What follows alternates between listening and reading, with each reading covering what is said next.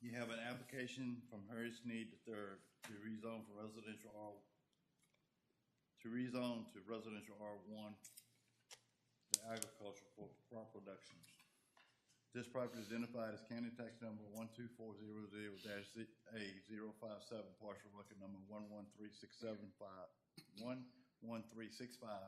Is owned as a residential R1 is located on the north side of Strawberry Lane, approximately 600 feet northwest of its intersection with Vitalia Lane, Election District 9, County of Mecklenburg, reference D-Book LR-24-1678, and Wheel Book WF-1746.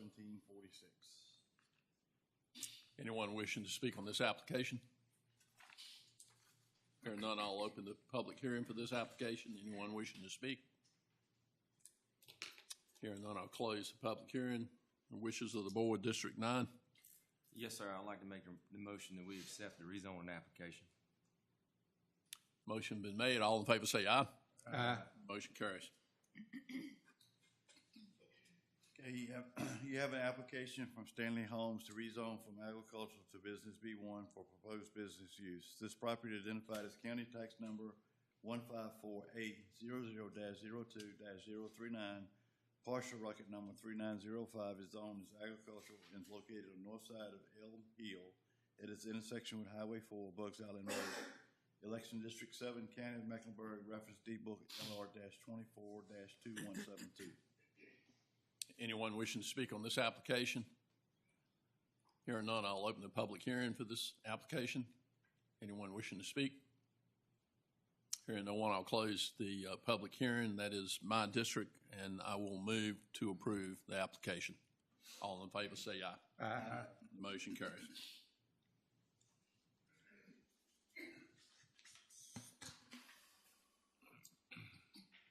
You have an application by Harvey Blankley to rezone from agricultural to residential R1-A for a duplex. This property identified as county tax number 017000-A-024, partial record number 8437, is owned as agricultural located on the west side of Highway 609 Tinker Road, approximately 3/10 of a mile north of its intersection with Highway 684 Spanish Grove Road, Election District 8, County of Mecklenburg, reference D-Book LR-16-272.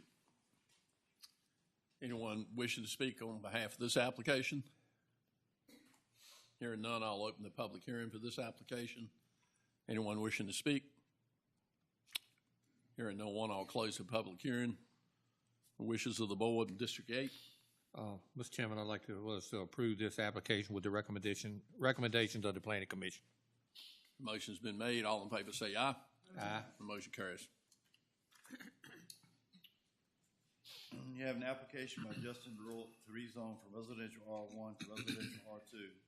This property is identified as county tax number 182-000-03-002, partial record number 32415, is zoned as residential R1, is located on the north side of Highway 619, Nellie Jones Road, approximately 1 mile east of its intersection with Great Creek Landing. Election District 3, County of Mecklenburg, reference D-Book LR-24-65. Anyone wishing to speak on behalf of this application? Hearing no one, I'll open the public hearing for this application. Anyone wishing to speak? Hearing no one, I'll close the public hearing with the wishes of the board, District 3. Mr. Chairman, I make a motion that we approve this application with the recommendations of the Planning Commission. Motion's been made. All in favor say aye. Aye. And the motion carries.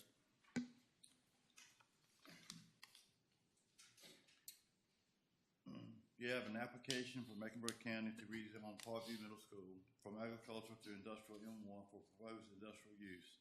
This property identified as county tax number 115000-A-093, partial record number 25682, is zoned as agricultural and located on the north side of Route 650 Dockey Road at its intersection with Highway 9530 Cougar Drive. Election District 6, County of Mecklenburg, reference D-Book LR-23-1992. Anyone wishing to speak on behalf of this application?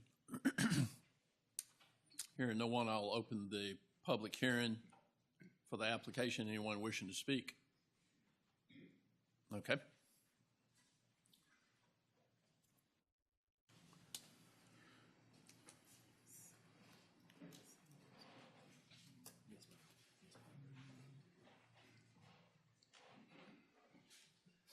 Ma'am, I would remind you that you have 3 minutes to speak.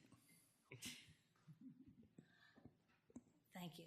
I can tell you don't know me, but anyway, I don't even know if this is the right time to be speaking to you people, but I'm Lucille Trim. My husband and I own the property adjacent to the property that you want to sell to Nutrien. And this may not be, I know there are public comments in the back. I really firmly object to Nutrien putting any kind of building in that area. I noticed that you've asked for historical designation for Parkview High School.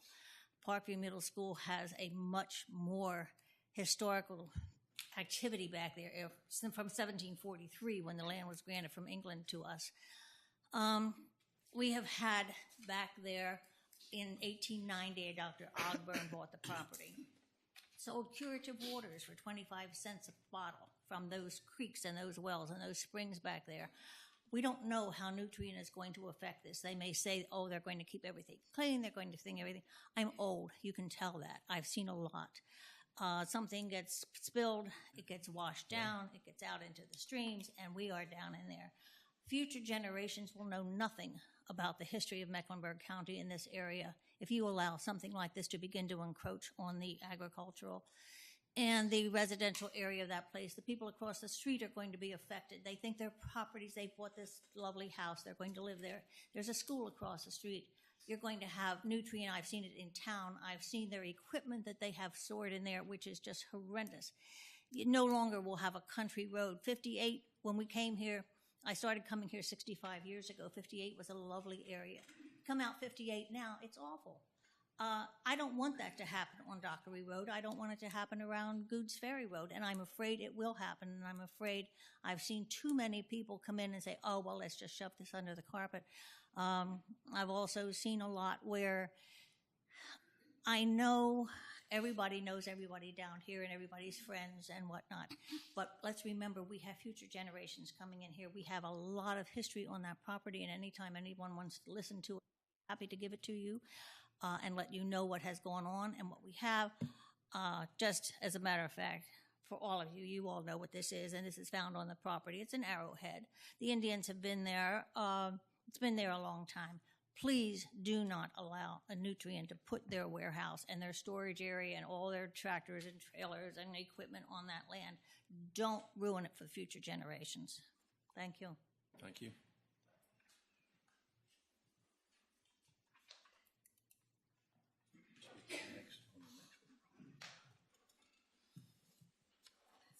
Anyone else?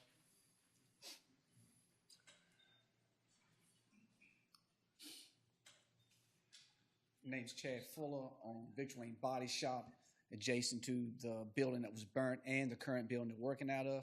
And I've had no negative effects from this company. They called me the day of the fire. They contacted me the day after of it. They seem to be a good company to work for. They employ close to 30 people. We're not in a position in this county to lose a part-time job, let alone that many full-time jobs. This company looks to invest millions of dollars into the agricultural business, which is represented right there in that sign behind you. Our farmers are working off minimal profits. Input costs go up. They already know what they're going to make on tobacco before they plant it. Soybeans, corn, and wheat is always a gamble. When he's looking at the radar, he needs to know the chemicals are close when he needs them, the fertilizer readily available, and the delivery can be on time. And they're already on Dockery Road. There are farms everywhere around the area. They wish to have affirmative vote to positively build this company. It's always farming over there. These people have been dragging fertilizer and lime since the county's been here, 1765. This is nothing new. It's just a new means to provide for our local farmers and agricultural business. And razor thin margins don't ever get better. We're not in a position in this county to lose any more agricultural land to anybody because those silos are food security that you see sitting in these fields. All tobacco farmers do grain, corn, wheat, soybeans. In a time of national distress, that farmer could provide your family with the needs to local farms. If you're pet farming, you need something. I mean, you really, really need a positive vote on this because our farmers in this county aren't growing in size and not growing in number. So maintaining is where we are right now. agriculture is pretty much a sideways drift in these counties when it used to be a booming economy. And if we do anything that affects the delivery of the products they need, whether it's the chemicals, whether it's the lime or the fertilizer, affects their bottom line. And I can tell you, the feed store in South Hill that used to be Farrah's is a body shop, and the co-op now says HVAC equipment. This is a time that we can take in a large investment in our county, makes a great opportunity for people coming out of high school that don't want to go to college to work on a farm in the farm industry. They teach agribusiness over at Southside, and I know a lot of people have gone through the course. You got to have farms for agribusiness students to go to. And this facility will make it possible for our farmers in Mecklenburg, Lunenburg, northern North Carolina to get their crops, seed, fertilizer, lime, and chemicals on the day they need it, not saying, well, you're on the list of 30 people because our facility is now an hour away from your farm. And it's hard to find people to drive. And if you're a farmer and you need what's in that building, you've got to get it. And it's not a tomorrow, it's a today problem. So the facility being repurposed there, I think is a great use. Thank you. Thank you. Anyone else speaking during public comment?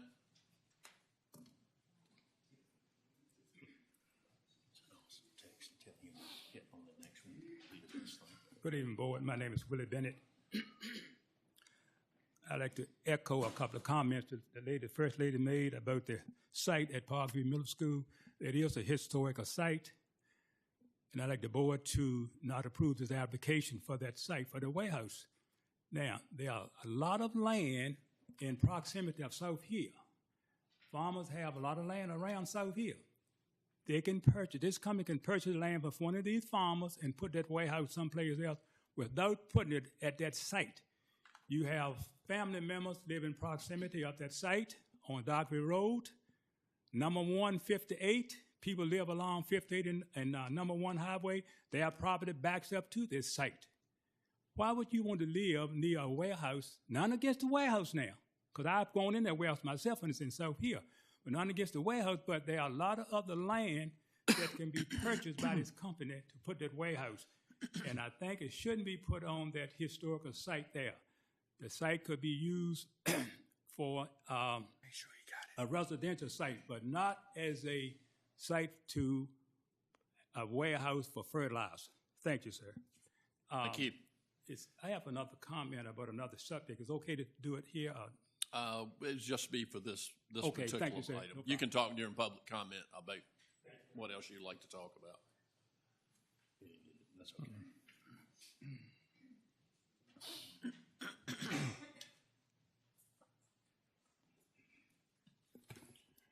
Good evening, Board. I am Austin Perea, the facility manager at Nutrien in South Hill. Been manager there for 7 years, been working there almost 20 years. I am a lifelong resident in this county, born and raised, and I'm still here. I have seen a lot of posts and concerns about the facility where we want to relocate, and I do want to address those. I have been door to door to a lot of the neighbors, and I've talked with them and kind of explained to them what we're looking at doing. A lot of them thought we were doing a manufacturing of chemicals and fertilizer, and basically we do not manufacture chemicals and fertilizer. We do store fertilizer, chemicals, and seed at this location we're looking at doing. Our company has the highest standards on safety for employees, customers, and the environment. We are regulated by federal and state agencies, OSHA, DEQ, Department of Homeland Security. We're inspected thoroughly, multiple times a year through these organizations. We did also looking at, like I say, building a warehouse there with the containment, and it will be a state-of-the-art warehouse. Everything will be contained in this warehouse. Nothing will be leaving the building at any time. Like I say,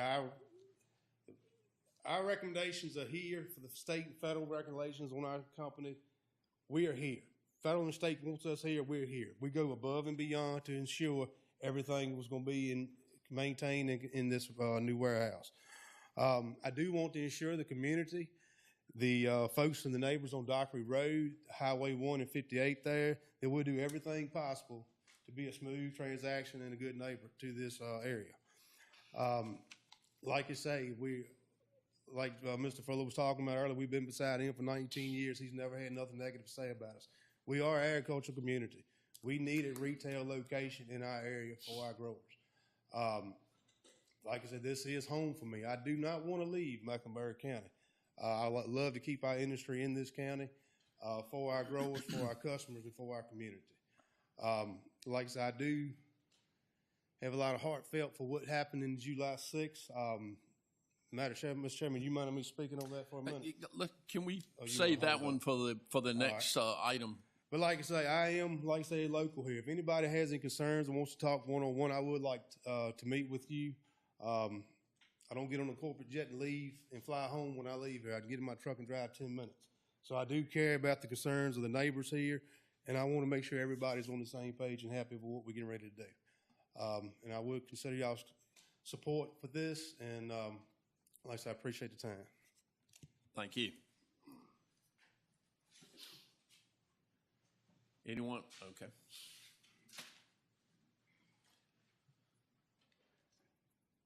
Mr. Chairman, Board of Supervisors, thank you so much for the opportunity to speak.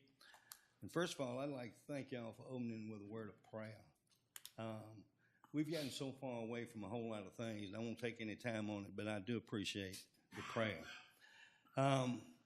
The day that Nutrien caught on fire, I know there's a lot of prayers lifted up, and there's also a lot of concerns. And I just have a small crop of soybeans now.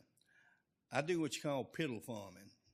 I don't have but 70 acres, but to me, it gets the little agricultural chip off my back. And I know by looking at it on Facebook that things didn't look very, very good or very pleasant what was happening at that site. And I understand some of the concerns, and some of them was for future generations. And agriculture is the only way we can get to the next generation. You know, we have a bad habit of eating 3 times a day. And it takes all the chemicals and the fertilizer and the lime to supply the food and fiber that each and every one of us require, not only this generation, but the next generation. And I remember the next morning, I was going to church. I went on up there to the site, parked right there at the Horseshoe Restaurant, and walked up the street. And, I mean, my heart was broken. I just couldn't believe what I was looking at. But I saw Austin walking up the street, and I thought, what kind of burden is that man carrying right now? And I went up and spoke to him, and the first thing that he was talking about, and I'm paraphrasing, he said, we have a crop in the field. And by we, he was talking about my little piddle farm and all of the big farmers that some may be sitting right here at this table. But his first concern was meeting the needs of the farmer. How important is it to have Nutrien? I think it's an absolute must that we have them. The site that they have, it's off the road. I don't care where it's at. You're still going to be in traffic with whatever they're carrying. But when I look at a Nutrien truck, I'm going to think about the food and the fiber that they are aiding the farmer in producing. So it's absolutely imperative, and I would appeal to this board to do whatever would make the transition and the transaction just as smooth as possible, because we need them in this community. Thank you. Thank you. Anyone else?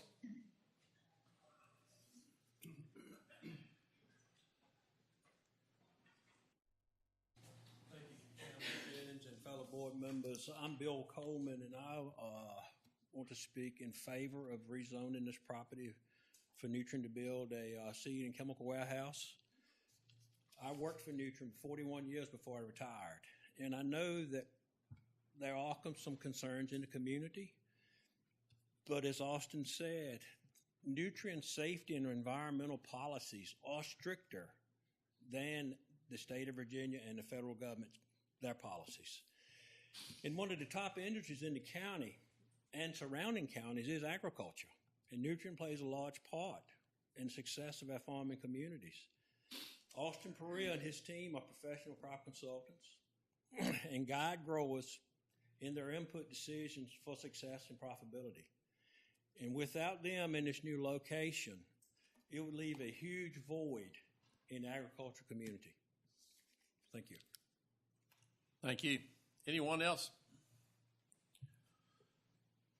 We'll now close the public hearing of the wishes of the board, election District 6. Mr. Chairman, I'd like to motion that we approve Parkview Middle School site purchase and sale agreement. Motion's been made. Any discussion? It's the rezoning of the property, not the purchase. The rezoning of the property.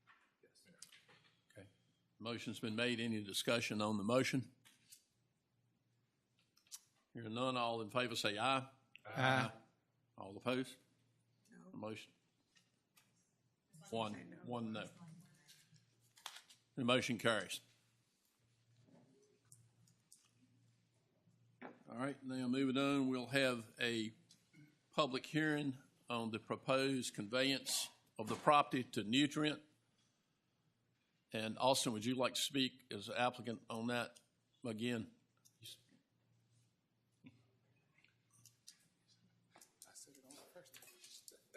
Well, I think he needed to say something else. Yeah. The reason I asked him. Speak on what's going on with the site or? Yeah, that'd be fine. What y'all's plans are, The plans, like I said, going forward with the plans on the new facility, we are currently looking at, building a warehouse there to store fertilizer, chemicals, and seed, and eventually move other bulk warehouse from across from DMV there as well down the road. 3 to 5 years down the road is what the plan is right now. Like I say, we currently got 28 full-time people there. 26 of them do live in Mecklenburg County of our employees, and basically all of them are from Mecklenburg County. So, like I say, it's going to be a gradual process, to transition, everything that we had in South Hill to this location. But like I said, we're looking at starting, if we can, if everything approves, relatively quick. I am working with our company to get as much local contractors and all to build this place. I'm not trying to outsource everything on it. I do want to stay as much as I can in Mecklenburg with all the contractors and all that we have here. Like I say, that was kind of a main thing of mine. But like I said, we do have a time frame that we would like to, proceed with this warehouse. Obviously, it won't be done for this upcoming spring season, no matter what we do. But we would like to have something completed within the next 10 to 12 months. Is kind of the goal we're setting. Like I said, we're still operating. There's nothing ever happened. It's been a challenge on me and my entire staff. But like I said, we're taking it, every day, one day at a time, and as smooth as and doing everything we can to ensure our growers and our community we're still here for them, and basically want to do things the right way. Touching on, you mean touch on the kind of the cleanup now, or that'd be good. Well, obviously everybody knows what has happened, July 6th, and if you ride by there, you'll still see a piles. I can't say a whole lot because a lot of litigation is involved here, but last Thursday, they finally started hauling some debris off the site. It's a process that has to clean up here. Federal and state has to prove everything that's hauled off of that site. It just can't be loaded in the truck and taken to a landfill. It has to pass certain tests. It has to meet to figure out where it can go, because it is considered hazardous waste when you have all that stuff mixed together. Like I said, DEQ finally started letting us haul last Thursday. Members of our environmental team has been here since July 7th, since the fire. 24/7 they have been here. The cleanup crews have been here 24/7. Like I said, the goal is to have the site completely cleaned off by in the next week is what they're shooting for. It just depends on how many trucks they can get out. The biggest holdup right now is all these hazardous material trucks has to go to Arkansas, and that's where all this debris is being hauled to. But like I say, and far as all the contaminated water that's been pumped off the site, that's in the hell those frac tanks on site. Every time it rains, every gallon of water has to be pumped off and put in those tanks and tested. Nothing is being let go down the drains. Like I said, that will continue until DEQ releases us from that site. So, like I say, it's been a challenge and it's been a learning process for me and the rest of my team. But like you say, it's a little slower than we anticipated. But like you said, we have to abide by state and federal regulations on removing everything. So, but like I said, hopefully a lot of it's going to be gone here in the next few weeks, the way where our environmental team is saying. So, with that, is any questions I could maybe answer, or anybody have anything? I think the only question I've got is just, I know y'all as a company are gonna do what's right. Yes. As far as this new facility, it'll be a state-of-the-art facility. It'll have the necessary fire protection. Correct. And stuff where the old facility was more grandfathered in. That's correct. This one will be Whether it be firewalls or sprinkler system, I'm not exactly sure yet until they get it designed 100%. But yes, it will be state-of-the-art, up to code, whatever. I know large warehouses, you have to have so much square footage. You either have to have firewalls or sprinklered. Preferably, it shouldn't be nothing in this warehouse when they build it that could catch on fire like the other one was. But like I said, sprinklers are not the product of choice, basically. Sure. Because all the extra water. But like I said, it will be 2 times a capacity over recommended levels. Excellent. All right. We greatly appreciate it. You took a disastrous situation and made it good. Thank you. As best you could. Alex, you want to give just a little background on this conveyance? Do you want to do that? Yeah, we can do that. Of course, there will be a public hearing after that. But so we have in front of us a purchase and sale agreement, and we will not we'll defer voting on that until after the property committee report and after the public comments are heard. But the terms of the agreement, as they are situated, and they have been offered and agreed to by Nutrien Ag, involves a sale of the property. It's 35.14 acres. There will be a purchase price of $10,000 per acre. So the county would gross just over $350,000 as part of that sale. The county does have a number of obligations. We have to finish the demolition project, which is in the final stages. The C&D material has been generally ground up, and they've been working on that for the last few days. We had to remove the fuel tank on the site and get that closed per DEQ's guidelines. So there is some conditionals. There's also an inspection period that the company will be doing some of their own testing. The other key details of the agreement are that the current sign that denotes both Parkview Middle School, as well as there's a moniker on there that references the old East End High School, that will remain. That was one of the terms that we inserted in there, is so that there will be a remembrance of that site for its use as a long-serving educational facility in this county, and that will be maintained. So that was an important milestone marker for us to have in there. And then additionally, there is also no need for wastewater, public wastewater, to be provided at that site. So in the budget that you all adopted a few months ago, there was a Route 58 wastewater project involved in that. That project now will be rescaled and will run to the high school instead of running all the way to the middle school. So those are some of the key terms. Russell, is there anything I left out that you'd like to mention? You're fine. Okay. And then the last thing is there will be some changeover in terms of what is a state-maintained road. The Cougar Drive part of the state-maintained road that runs directly in front of the high school will eventually be abandoned, so that should be on our agenda in the next couple of months. We're working with VDOT on that.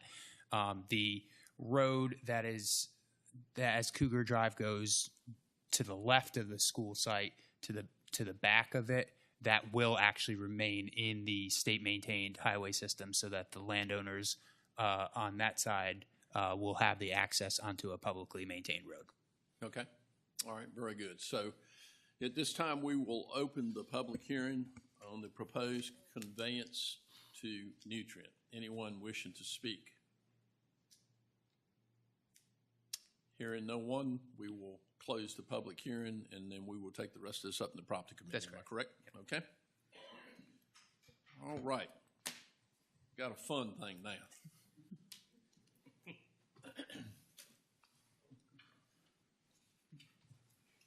Slide up my stomach. I don't know who's worse to go by, you or David. And watch it. We'll find another seat for him. Dennis, come on up here.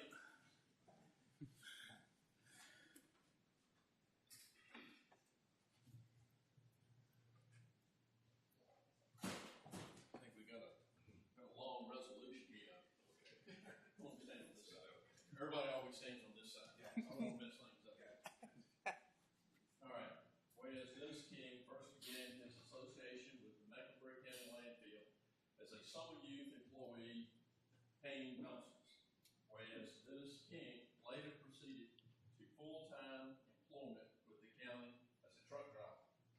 Whereas over the next 40 years, Dennis King fulfilled substantive technical roles at the landfill, including obtainment of a licensed Commonwealth of Virginia waste management facility operator, as well as a supervisory and management duties of the landfill department as assistant director and ultimately landfill director.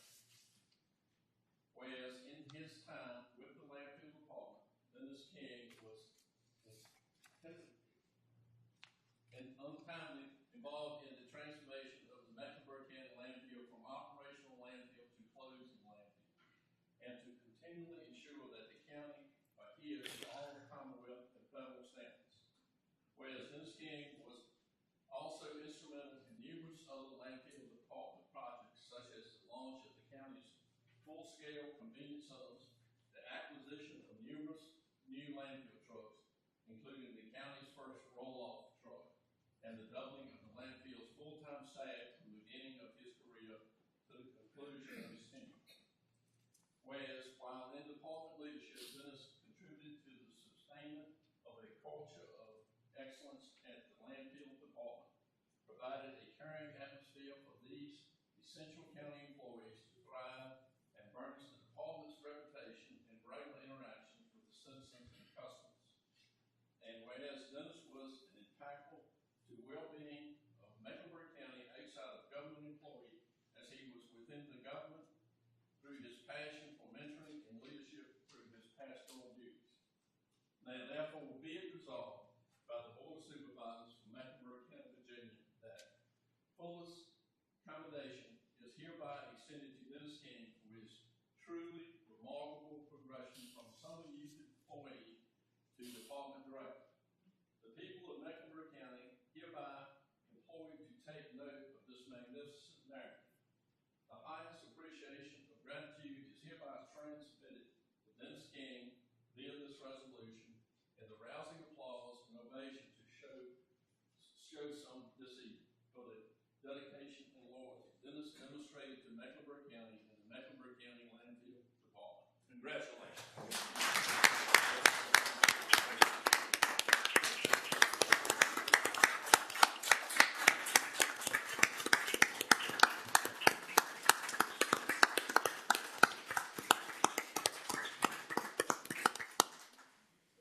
Dennis is a member of my community. He's an outstanding individual. I can tell you that.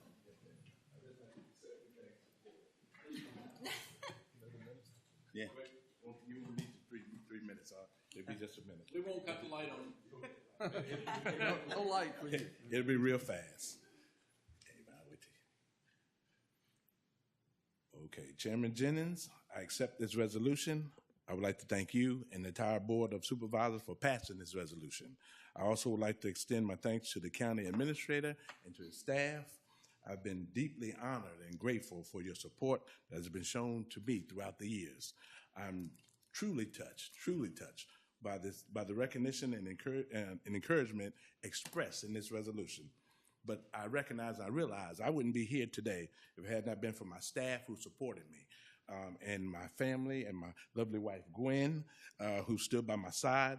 I missed many holidays and family gathering to be just to be supportive and be a servant of the residents of Mecklenburg County. Amen. And I realized that, well, I don't know if you realize, but on holidays, Christmas, New Year's, and Thanksgiving is the only days that we had off. But one thing for sure, I did it with a passion, and I'm truly happy to be here today to accept this resolution. And I thank you for this opportunity. And so, if I had to do it again, I would do it all over again. So again, thank you very much. Thank you.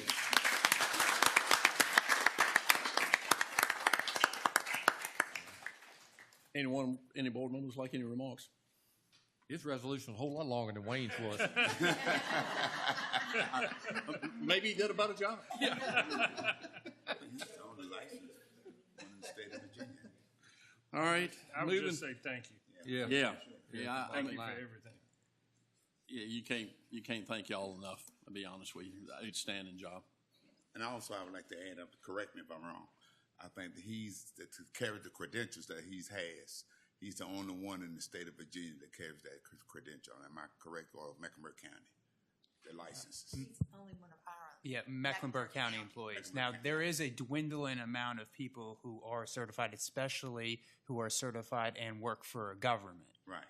That is correct. Not the only one, but one of the few, yes. Yeah. Thank you. What an achievement. Okay. 911. Ben?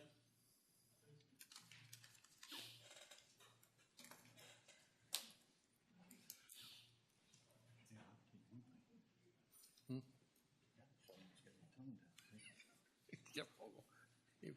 It was wrote kind of small too, wasn't it? Mr. Chairman, members of the Board of Supervisors, good evening.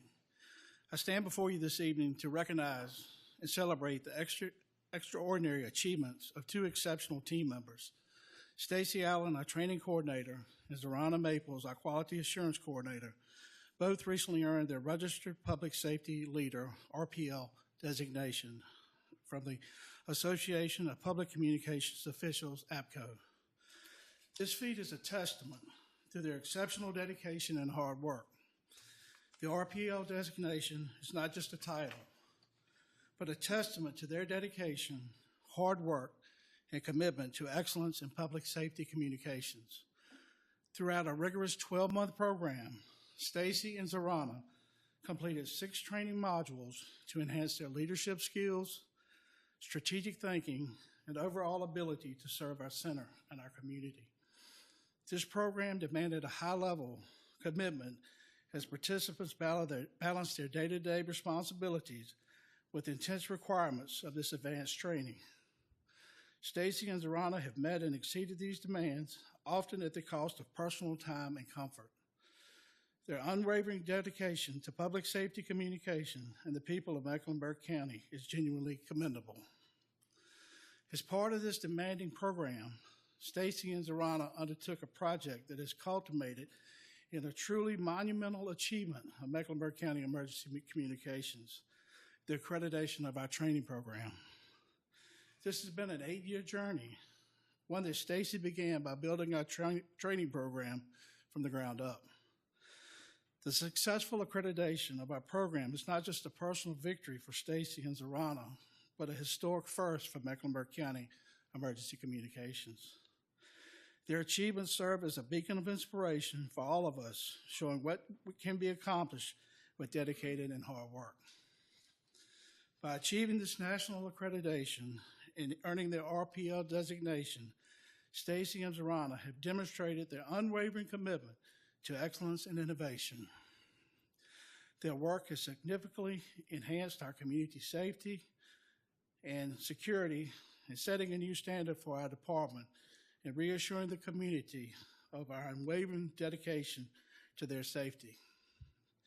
The RPL designation and the title National Accreditation are personal milestones and significant contributions to our county's Communications Center history.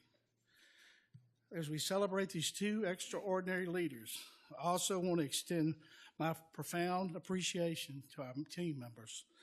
Their daily dedication, teamwork, and unwavering commitment to the safety and well-being of our community make accomplishments like this possible.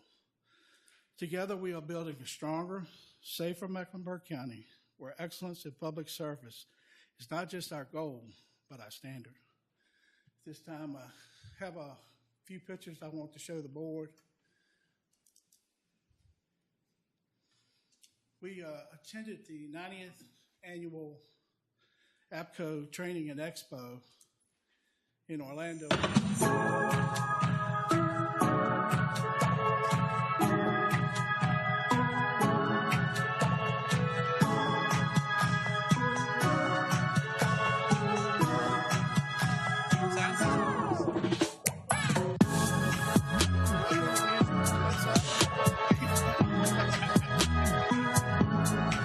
But anyway, here we go.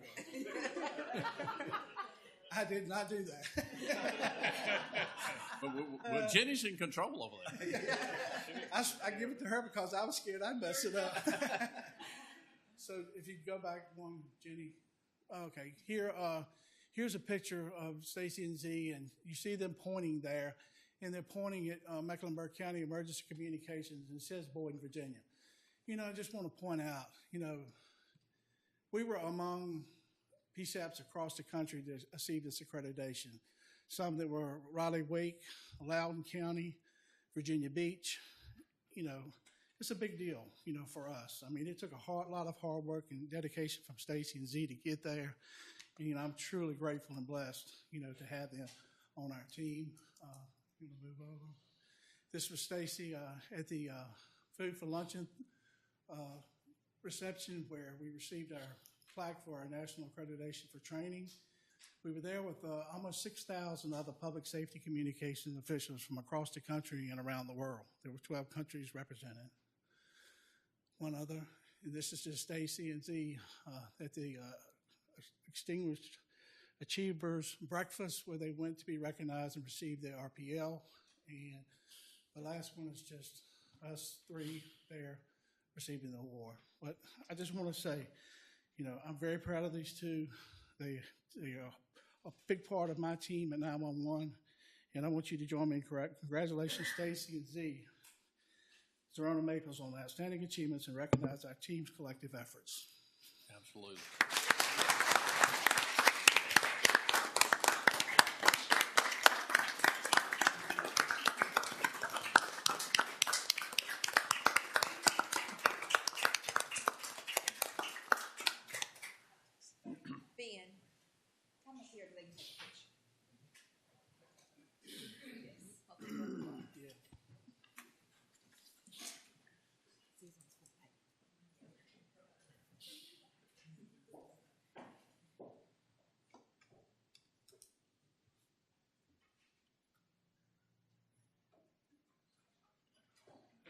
Thank you, Ben.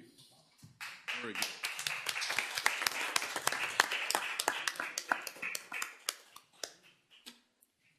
Dr. Warner, I think you have a report for us.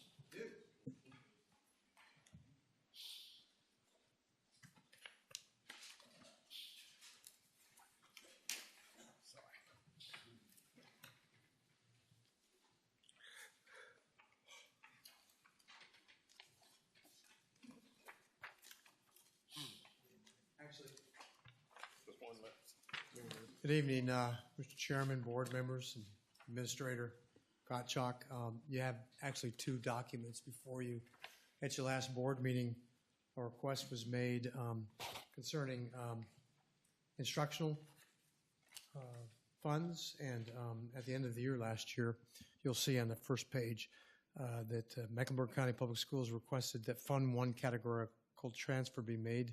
You see below the amounts that were shifted from instruction to technology, maintenance and operations, and also transportation. And the question was a very good question. why did we have that much extra money left over? And the answer's simple but also complex. We didn't realize that we were going to be the recipient from the state of Virginia of Governor Youngkin's all-in funding of approximately $1.7 million, which we were able to use over a period of 3 years. And also CARES money, also known as ESSER 3. And you'll see below the reasons why we had teacher vacancies, classified teacher vacancies, ESSER-funded positions, and instructional materials and supplies that were paid with ESSER funds. And we utilized those funds because there was a time limit on those funds. ESSER funds have to be expended by September 30th of this year.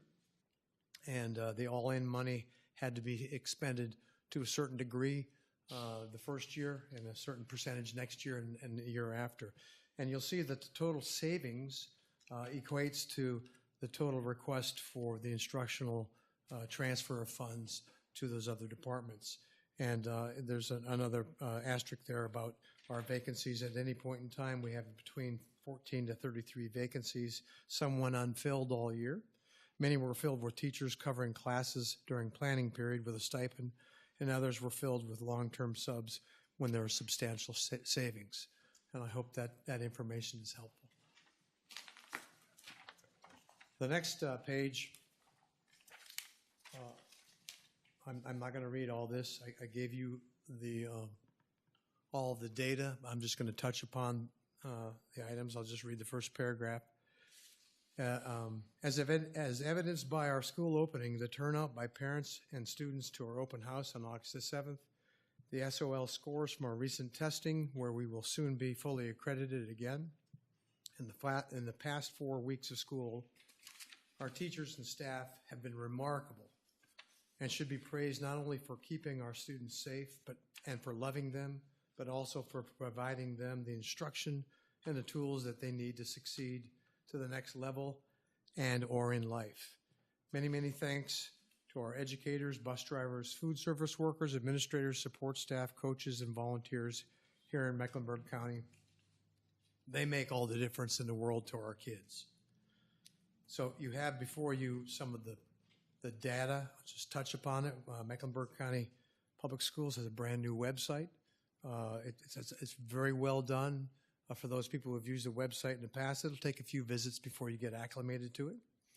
Our student count, which is different than our student enrollment, as of Monday, August the 12th, which was our first day of school, there were 3,566 students who were present.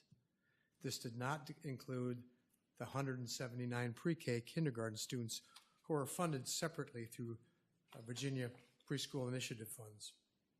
As of today, September the 9th, we have 3,726 students K through 12 and an additional 186 pre-K students. And I've broken that down for you to take a look at how we measure it at each of the school sites. And then at the bottom, you'll see some information about when we turn in our official first count, and that's on September the 30th. The next item that I think is probably very important to you all would be that MCPS has 295 teaching positions. 284 of those positions were filled. We currently have 11 vacancies. These vacancies are currently being covered by 16 teachers who have willingly given up their planning period to teach an extra class, which they are compensated for, and 6 long-term subs. MCPS has 70 paraprofessional positions, 67 positions which are filled. We currently have 3 vacancies. We also have 2 counselors, 1 elementary assistant principal vacancy as well. You can see the vacancy breakdown in the next, right below that by each school. The next item is transportation. We have 46 elementary school bus routes, which include special education buses. We have 14 elementary car routes, 47 secondary school bus routes, 5 secondary car routes, and an additional 7 school bus routes, which include Governor's School, the Early Childhood Center, etc. We also have mandated bus transportation to the Hughes Center in South Boston, Rivermont and Chase City, and Rivermont and Dinwiddie for our special needs population. We only have 73 drivers with commercial driver's license. So that means 27 drivers have double runs on a normal day. We have exactly 100 bus routes. At least 27 drivers have double runs, and if we can't secure a substitute driver, we have to fill those positions with our current drivers. I go on further to give some more information about transportation for your knowledge. The next item is to talk about the weapons detection system.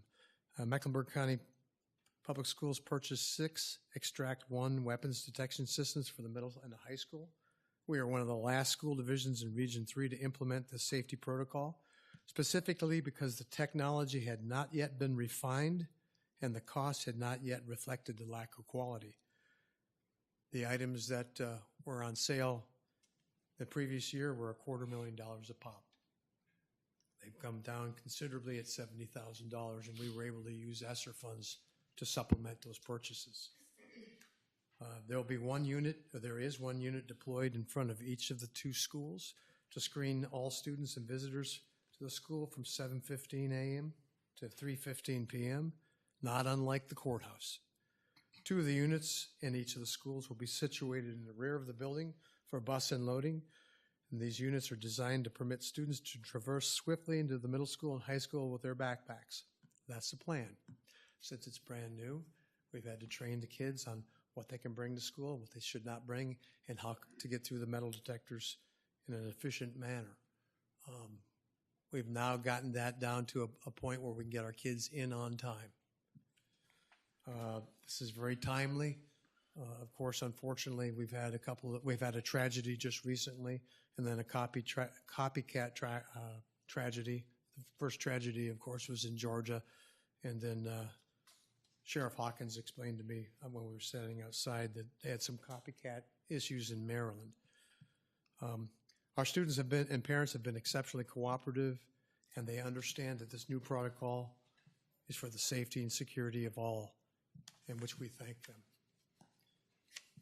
We also have had to address our car riders and drop-off protocol. This seems like a mundane thing to bring up, but believe it or not, we have parents who choose to show up at our school sites at 5:55 in the morning, even though we don't open up the buildings until 8 at the elementary school, and at the middle school and high school at 7:24. In the afternoons, we have parents who begin lining up at 11:30. That's dangerous. First of all, it blocks all of our emergency vehicles from coming in. From time to time, we have to have an emergency rescue squad vehicle come. It's not only a safety issue, but we need to make sure that we understand and can control who are sitting in our parking lots. So we've reestablished that parents can't start lining up until 15 minutes before school and 15 minutes at the end of the day. And most of the folks have been very, very understanding of that. As a bit of an advertisement, McBeep, the Mecklenburg County Business Education Partnership, is hosting the new teacher welcome banquet on September the 17th in the cafeteria of the Mecklenburg County High School. And this is an advertisement, they're seeking businesses to sponsor approximately 45 new teachers to Mecklenburg County Public Schools for a social and a dinner. We're hoping that folks that might be watching tonight might be interested in helping McBeep. They're an exceptionally wonderful organization that does sponsor our educational programs here in Mecklenburg. Many of you are also aware of Executive Order 33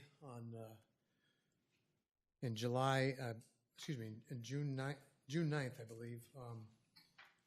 July 9th, Governor Glenn Youngkin issued Executive Order 33, which requires that the Virginia Department of Education develop minimum guidelines for a cell phone-free environment in all K-12 school divisions in the Commonwealth. It goes on to tell you a little bit more about it, but the short is that the period for the guidelines that have been established is open from August the 15th and closes on September 15th. So patrons, stakeholders, parents, students have until the 15th to put in their final feedback, and on the 16th, Virginia Department of Education will be releasing what we have to follow at minimum as far as cell phone usage in schools. Basically, in short, what we've seen so far, it's a bell-to-bell prohibition of children using cell phones during the day. They can still bring them, but they have to be off and away. There's a link on our school division website if anyone chooses to add some of their input for the State Department of Education as well. And across the Commonwealth, over 1,500 citizens participated in the early feedback, and 600 participants attended and contributed at the listening sessions. So I'll have more information for you all about that on the 16th, which is our next board meeting.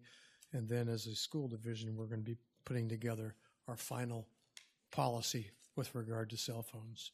One of the things that we have to do as a school division, we also have to put together what we used to call the way that the old school method of contacting students or getting information out was landlines. And we have a landline in every single classroom in every single school that's functional. And one of the biggest points that parents make is they want to make sure that their children are safe. But again, this edict or this executive order is going to overrule that. Our calendar item that you see on the next page, as you're well aware, the new Clarksville Elementary School will be opening this fall, and we will be beginning the demolition and rebuild of Chase City Elementary School. And to facilitate this, we're going to need to move our staff from elementary school out of Bluestone facility and the Chase City staff out of their current building into the new Bluestone facility. So those two schools will be getting out of school 3 days earlier than all the other schools. But there's a fairness issue. This occurred 20 years ago when South Hill Elementary School moved from the primary and elementary school. They were given an opportunity to get out a little bit early so that the teachers can move their equipment and their materials into the new building. It'll also occur as a fairness issue when we do lacrosse. And we have plenty of bank time in our system. We have 1,080 hours of instruction at the elementary level. We're only required to have 990, so we're okay there. That information has been put out to parents as well. And in addition, we tried something new the last couple of years. Instead of having a one-year calendar, 1 year ahead, we have 2-year calendar ahead. So we've already got on the books our calendar for 2024, 25, which is this year, 25, 26. We've already got that in the books, and I'll be presenting to our school board our 26, 27 calendar. That way it gives our parents a better opportunity to plan their vacations and our staff member to be able to work around testing schedules and such. And the final item that I have is an update, and we wouldn't think we're still talking about this, but it is a COVID update. And according to local health care providers at the CDC, COVID-19, as of the middle of August, the infections were growing in 25 states, which includes Virginia. It's doubtful that this growth is anywhere near the proportions of the pandemic. However, it would be good to encourage safety protocols such as washing of hands and using hand sanitizer. Masking is not going to be required, but should staff or students feel the need to protect themselves or others, we encourage it. Currently, the CDC practice recommends that individuals with COVID can return to normal activities when, for at least 24 hours, symptoms are improving overall, and if a fever is present, it's been gone without using fever-reducing medication. And that is the report. I'm happy to answer any questions that you might have of things I might have missed. Thank you very much. It's detailed. Anyone have any questions? The only question I got is, what do you see as the biggest challenge you're facing in filling these teacher and bus driver gaps? We're actually doing better with bus drivers. Our transportation department has doubled up on their training. Instead of having it once or twice a year, they're going to try to do it quarterly. The other issue is with teachers. That's unfortunately a national issue. I was speaking earlier to Mr. Wilkson and Mr. Brankley. At one time, there were 14 colleges and universities in the state of Virginia that offered teacher preparation programs. Now there are 4. JMU, Longwood, Mary Washington, and Radford. They used to have a bevy of students. Right now, Longwood, accordingly, Longwood has provided us at the last Region 8 superintendent's meetings that there are 73 young people in the pipeline for teaching. And we got excited about that, 73 graduates. It's 73 individuals, freshman, sophomore, junior, and senior. They're going to be graduating fewer and fewer folks in education. We've had to become extremely out-of-the-box thinkers. We're bringing people who are retired back into the fold, like me. We're going across state lines and saying to people who are getting ready to retire, if you've still got some gas in the tank, we'd love for you to come across here and work for us. We had to use career switcher programs. The governor has allowed us a one-time only license, non-renewable, for anyone who has a college degree, has an affinity to teach, and has the ability to teach. But it's a nationwide issue. And one of the things that's very difficult, and I know that the county has the same issues, school divisions are stealing from one another. If our school division has the highest salary, it tends to draw people from other school divisions to come here. If you have a position and let's say you're a budding administrator and we don't have a position, but the next county has someone. So there's a lot of, I won't say the word stealing, there's borrowing of teachers.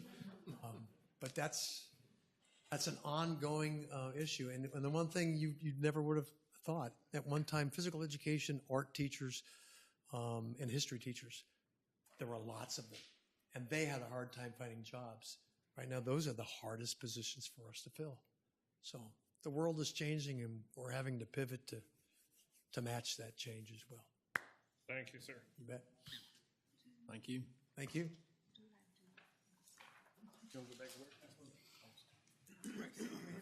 All right, moving along.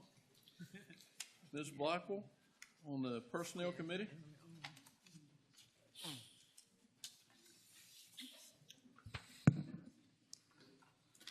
A meeting of the Personnel Committee was held in and for the County of Mecklenburg on August 21, 2024 at 6 o'clock a.m. p.m. I think that was p.m. It was. It definitely was. In the Board of Supervisors meeting room of the Good Bank Building.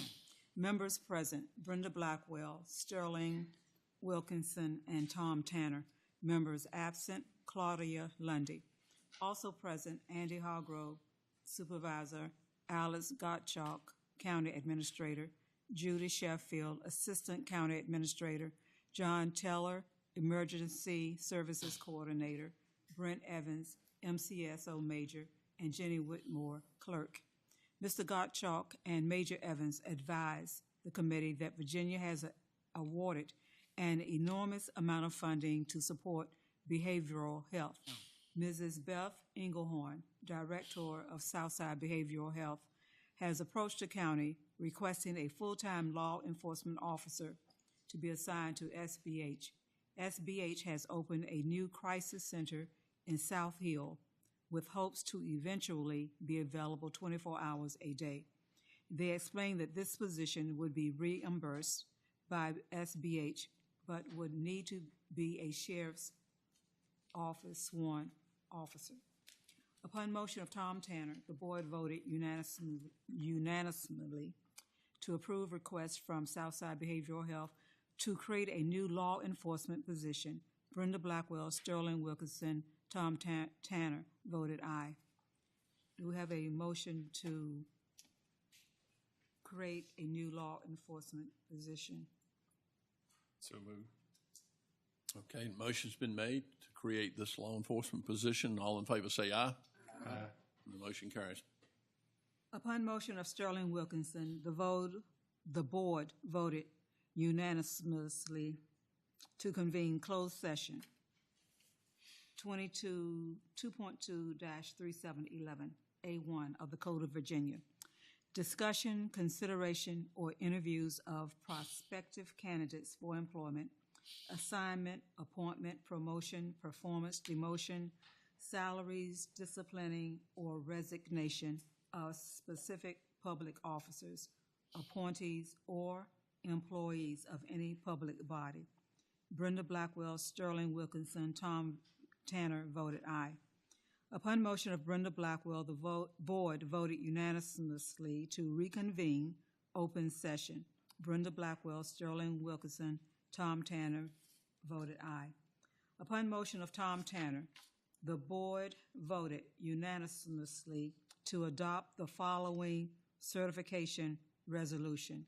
Brenda Blackwell, Sterling Wilkinson, Tom Tanner voted aye.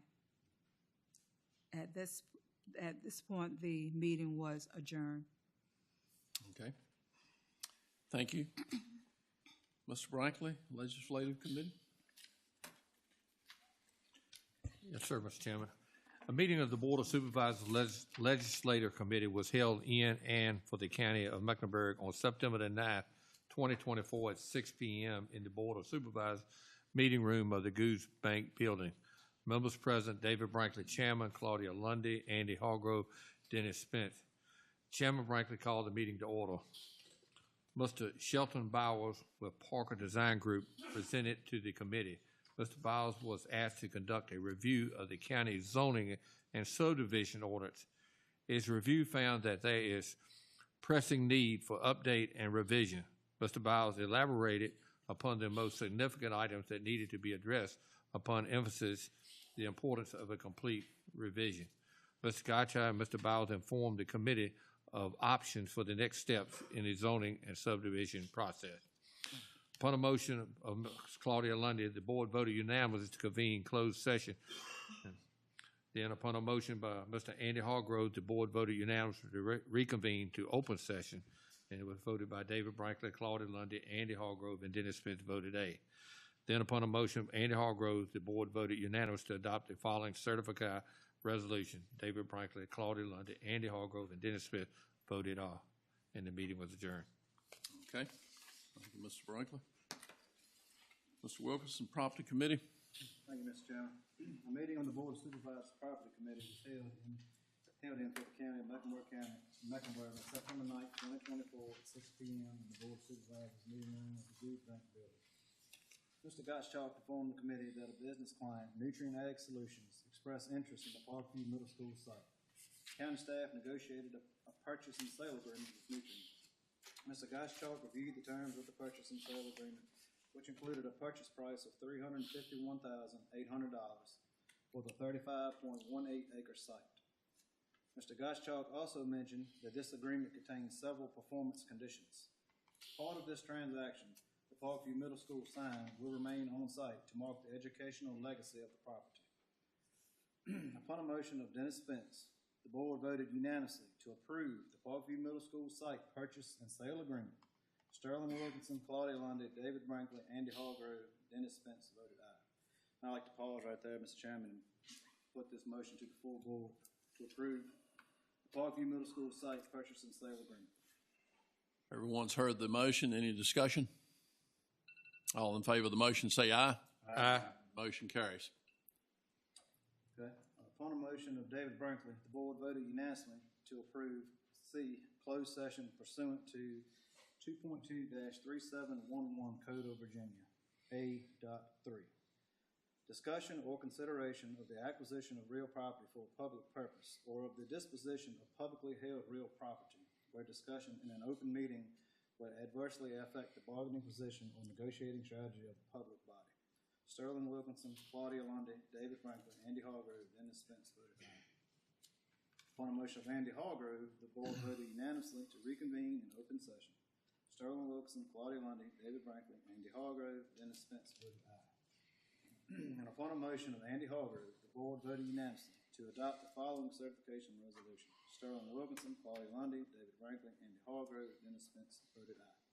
At this point, the meeting was adjourned. Okay, thank you, Mr. Wilkerson. Kevin, VDOT report.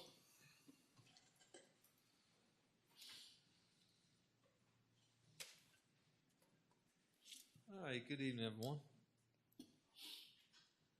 Y'all got our monthly report in your board package. A couple things we want to go over. Our rural rustic projects, Dry Creek, All Goods Lane, they're under construction. We broke ground on them the past month. Route 58 mowing is scheduled to begin this month. Secondary mowing is ongoing. The grass is really taking off and growing, so if y'all have any site distance issues or concerns, y'all please notify us and we'll try to get them addressed. Been doing bridge approach paving project out there. We've got 3 bridges left. We have not finished. We'll work on them. The Ivy Hill Convenience Center, they finished that project up for site distance there. Been doing some heavy patching on Fort Mitchell Road, Draper Road, and we got one spot on Old Cox Road that we've been patching up.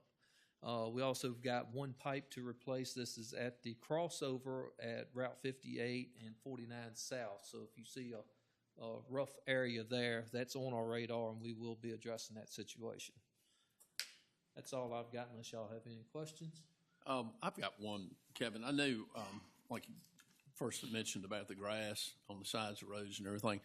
Johnson grass in places seems to be a real problem, and it grows fast, and it's hard to kill. And I know it gets spread with grain trucks and all that, but some of this, construction that's been going on some of these roads over the last 18 months probably has, helped move that along. If you could identify, those places, I don't know whether y'all would be better off to spray them with Roundup. It's pretty sensitive to Roundup, or cut them, or how you need to handle that. But we have treated Johnson grass on Route 58 in primaries with I'm not sure what chemical it was. It wasn't Roundup. It was another chemical. And with a little bit of success, we have not tried anything like that on secondary routes. But I know you can cut it, and you get some rain 2 weeks later, it's 2 foot high again. Yes, sir. Yeah, I saw where y'all did some the other year on 58, and it didn't kill the grass. It killed the Johnson grass, and it looked like it worked pretty good. It works well. I mean, they've got a spot treated. We just got to be careful spraying, because usually behind that Johnson grass, usually it's a soybean field or a tobacco field or something that we've got to watch the drift when we get to doing stuff like that. So we just got to be careful with it. But we'll check into it and see. Yeah, if you could do that, just if you could identify the areas and maybe come up with a plan for next year. Probably maybe a little bit late for this year, not to cut them, of course, but yeah. If it's on one spot, it'll be in 3 spots next year and 9 the next. Yes, sir. One thing is, with the delayed mowing, when it seeds out, that bush hog comes in the road, it's just that much worse. Yeah. Next year, and some of them places on these secondary roads, they're more or lless leaning over the road, and especially on top of a hill or something, and it's. Yeah, but I don't think it's a short-term solution, but maybe if if VDOT can think about a long-term solution to eradicate it, where it's it doesn't keep spreading. Because like Mr. Gravis said, you bush hog it, and you might as well be out there with a spin spreader. It's been a great growing season, I will tell you that. So anyway, that's all I have. I don't know if anybody else has I anything. do want to say thank you that problem has been taken care of on the hill at the Trading Post Convenience Center. Thank you so much. That's been taken care of. Now they just need to cut the grass. Secondly, there's a spot that needs to be fixed as well right in that area. So sometime during the course of the season, if you could send somebody to fix that little spot in there. Real close to the convenience center? Yes. Right there at the convenience center. It's a pothole right there that was created. Yes, sir. All right, thanks. All right. See y'all next month.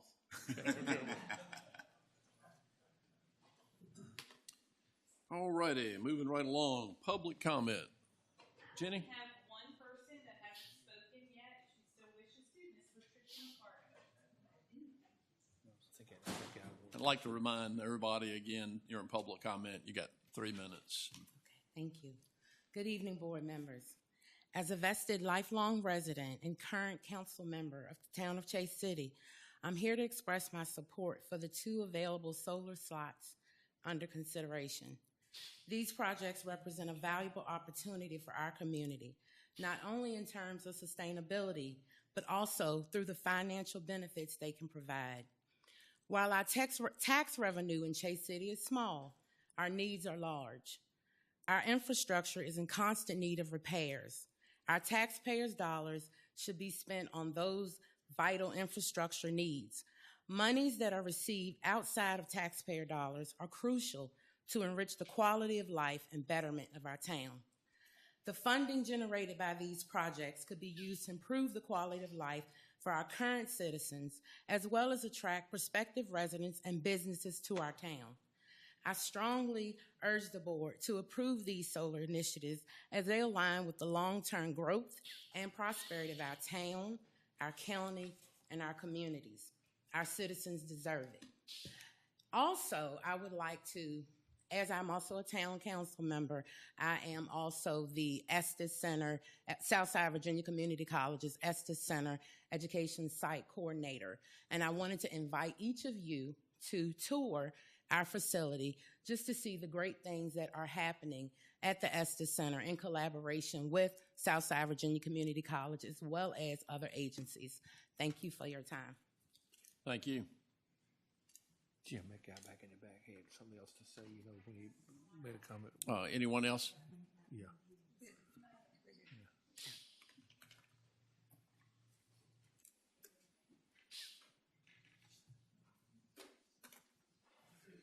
Good afternoon. Again, my name is Willie Bennett.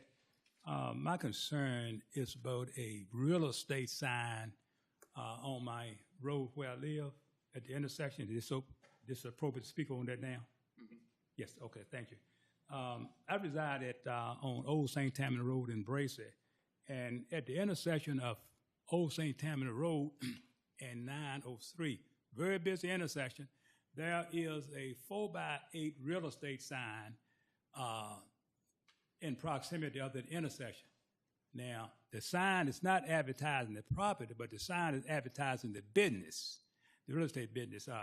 I did check with VDOT, I think maybe last year, and I was told that VDOT does not regulate signs. So I know the county must have an ordinance about signs, and therefore,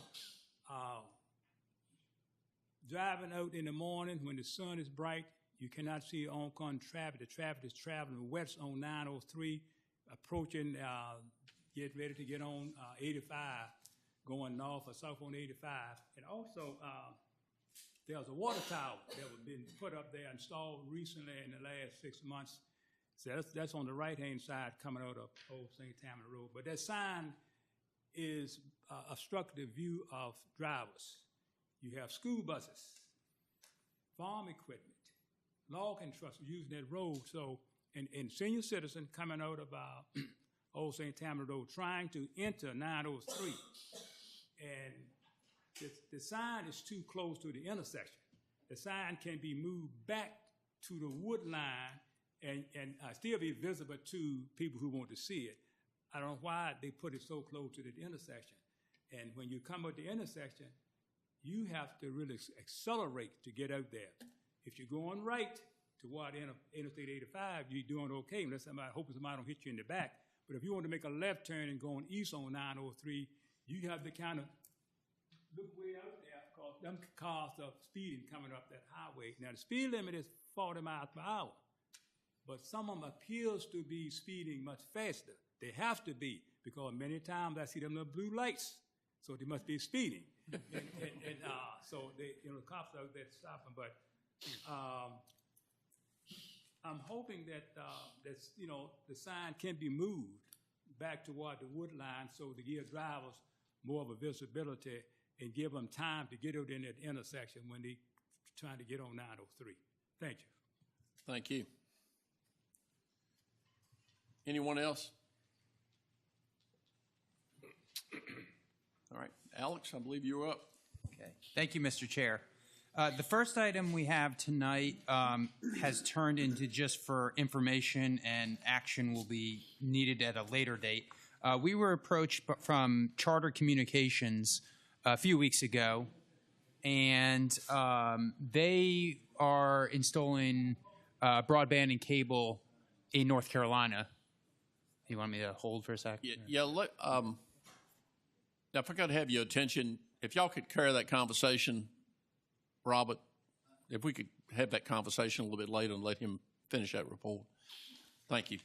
And so Charter was installing lines, and they came across the border unbeknownst to them. So they're going to want to serve the clients that they believed were in North Carolina. Russell and I have done some research on this. It's a lot more complicated than they made it out to be. So there is some more legal research that needs to be done. But I did want to leave this on there, and so to announce that there is interest from a provider to put cable service into certain areas, and those areas are on Pine Lane, Holly Hole Road, Alma Robinson Road, Cobb Road, Robinson Road, Keats Point Road, Palmer Spring Road, Bugs Island Road, and Rock Church Lane. So this is all south of the lakes in an area that abuts North Carolina. But at this time, no action can be done until we informational purpose. Yep. Okay. The second item is also for informational purposes. As part of the Infrastructure Investment and Jobs Act passed a couple years ago by Congress, there was a new broadband program created, and that's called the BEAD program, is the shorthand for it. In Division J of that law, Congress appropriated $42.5 billion across the United States for further broadband development. Virginia is entitled to receive $1.48 billion. Virginia is one of the nation's leaders on broadband deployment and is one of the earliest states in the applicant pool for that funds to be released from NEDA, the NTIA, which is the national office in the Department of Commerce responsible for releasing the funds. There was an expectation that the funds would have been available by now. There is a dispute ongoing, in my understanding, between NEDA and the Commonwealth's Broadband Office over affordability requirements as part of the deployment of the funds. But nevertheless, Virginia expects to release it shortly. This BEAD program will be handled a little bit differently than the previous programs that we're familiar with, such as VADI. And in this one, the local governments will not be an applicant, but local governments will still have a role. So part of the scoring matrix devised by the Office of Broadband and DHCD would accord 10 points to a company applying who has a letter of support from the county board. And so I wanted to, in anticipation that the funds will be released imminently, and I thought, frankly, they were going to be released by the time of this meeting, but that did not happen. We will be receiving requests, I know multiple requests, for letters of support. So we need to determine what kind of process that the board would like to entertain in order to potentially provide those letters of support. You're going to have to formally vote on that to give or not to give. You can give as many as you want. The only thing is that you have to give support service throughout the county. You can't just carve out individual areas or zip codes in that letter of support. But if we have multiple applicants and there's only a couple month time frame once the funds are released for them to apply, I can certainly foresee a slog of applications on future agendas. So I'd like the board to think about how they want to handle that and let me know so we can inform the companies when they request. This is our Mecklenburg County process. This is what we're looking for. And so that we don't have every single meeting for the next 4 months have 30-minute presentations from every single broadband company imaginable. But Don't worry. but I would suspect that you probably want to at least require them to provide some kind of anticipated map or service territory. But any other information, just think about it and let me know. Okay. The next item we have is, I sent this by email and received only a handful of responses, so gonna bring this up here. We did a housing needs assessment last year in conjunction with the PDC, and they identified a handful of areas throughout the county that would be potentially eligible for federal funding for rehab projects. The time frame for that was a 10-year time frame. So we only can do one application for planning purposes every single year. So of the 5 areas we have in front of us, one of those can be selected at this time to pursue federal funds for the planning purposes, which is really the assessment of each individual house, contacting the property owner, determining the price. There is no local funds that go into this. It is all federal, both in the planning stage and ultimately in the reconstruction phase. But the local government has to make the application and has to determine which area.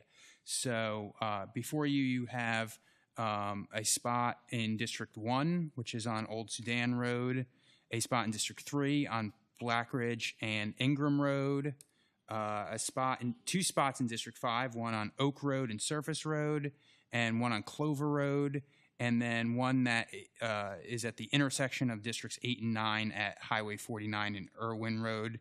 And I would need the board to determine which of those that you so see fit to proceed with an application. I will mention of all of these, the Oak Road and Surface Road project has the lowest median household income in the area that has been identified. Okay. And I think District 5 having 2 of them in it, maybe one of those, if the board's agreeable, that may be one to. Well, you just said that Oak Road had the lowest income. Yeah. That's right. That may be the one to take a look at. It sound like needs it the worst. I would say so. Yeah, I reported those when I was in 4 before he came. Mm-hmm. I reported Oak and Service Road. They turned in applications on those. So they were the lowest, they said, at the planning. So what do we need to do with them now? Make a motion. Yeah, what do We just need a need to motion adopt one? to, yeah. I mean, it doesn't have to be formal. I just need instruction to, Which one you want? for which one. So if the consensus is, Not my district, it's Mr. Spencer. Should go with Oak Road. Yeah. Yeah, that's the lowest. That's Oak is the Okay. lowest, yeah. All right, no motion. no, I think I got the instruction there. We're going with Oak Road and Surface Road. So Okay. I will report to the PDC tomorrow that will be the path forward. The next item we have, and I did apologize earlier today to Chairman Hargrove over not having the Budget and Finance Committee meeting, but this came up this morning. At the last Budget and Finance Committee meeting, I did make mention that we would likely have a few additional closeout items before the end of the year, appropriations that the board needs to make so that we can go forward in the audit process. And as I mentioned this morning, we finalized those numbers. I initially thought we were going to be able to make it to October to do these actions and have the committee report in October, but that is not to be. So we need to get these through tonight so they can put them into the system so we can move on to the next step. So if you want me to go over them, or would you like to? Well, we'll try to go over these and try to get a consensus as to transfer as funding. We have the CSA overages fund, and this is provided in General Assembly in 1992 as a collaborative system of services funding the Child Center Family Focus, a community based on addressing the strengths and needs of troubled at-risk youth. So in the adopted fiscal year 24-25 budget, the amount of this program was increased preemptively, and the 24-25 budget amount exceeds the total expenditures spent, inclusive of this overage for the fiscal year 23-24.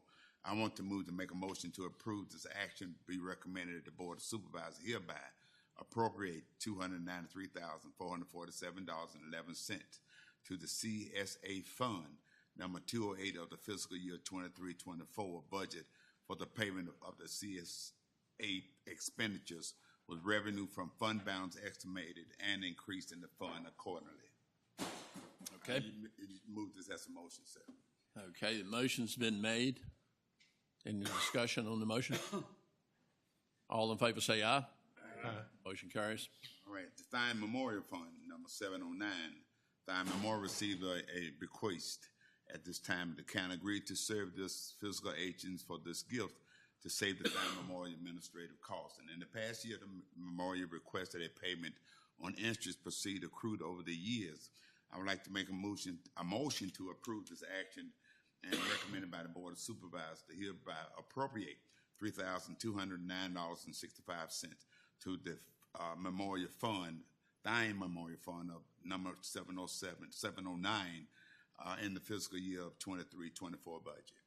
Okay, motion's been made. Any discussion? All in favor say aye. Aye. Motion carries. Thank you. So I have a Public Safety Concept Building Fund, number 107.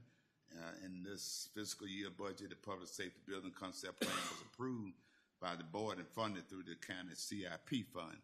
After budget adoption, the board created a separate public fund building fund and assigned proceeds from the reimbursements from the Meharry River Jail to this fund. The county administrator then decided the program concept plan after its awards in the fall of 2023, and this is a new fund. I would like to make a motion to approve this action that will recommend the approval of the Board of Supervisors to appropriate $114,123 to the Public Safety Building Fund, number 107 in this fiscal year. Any discussion on the motion? All in favor of the motion say aye. Aye. In the Boardton Library, this will be our last one. The Boardton Library, number 150.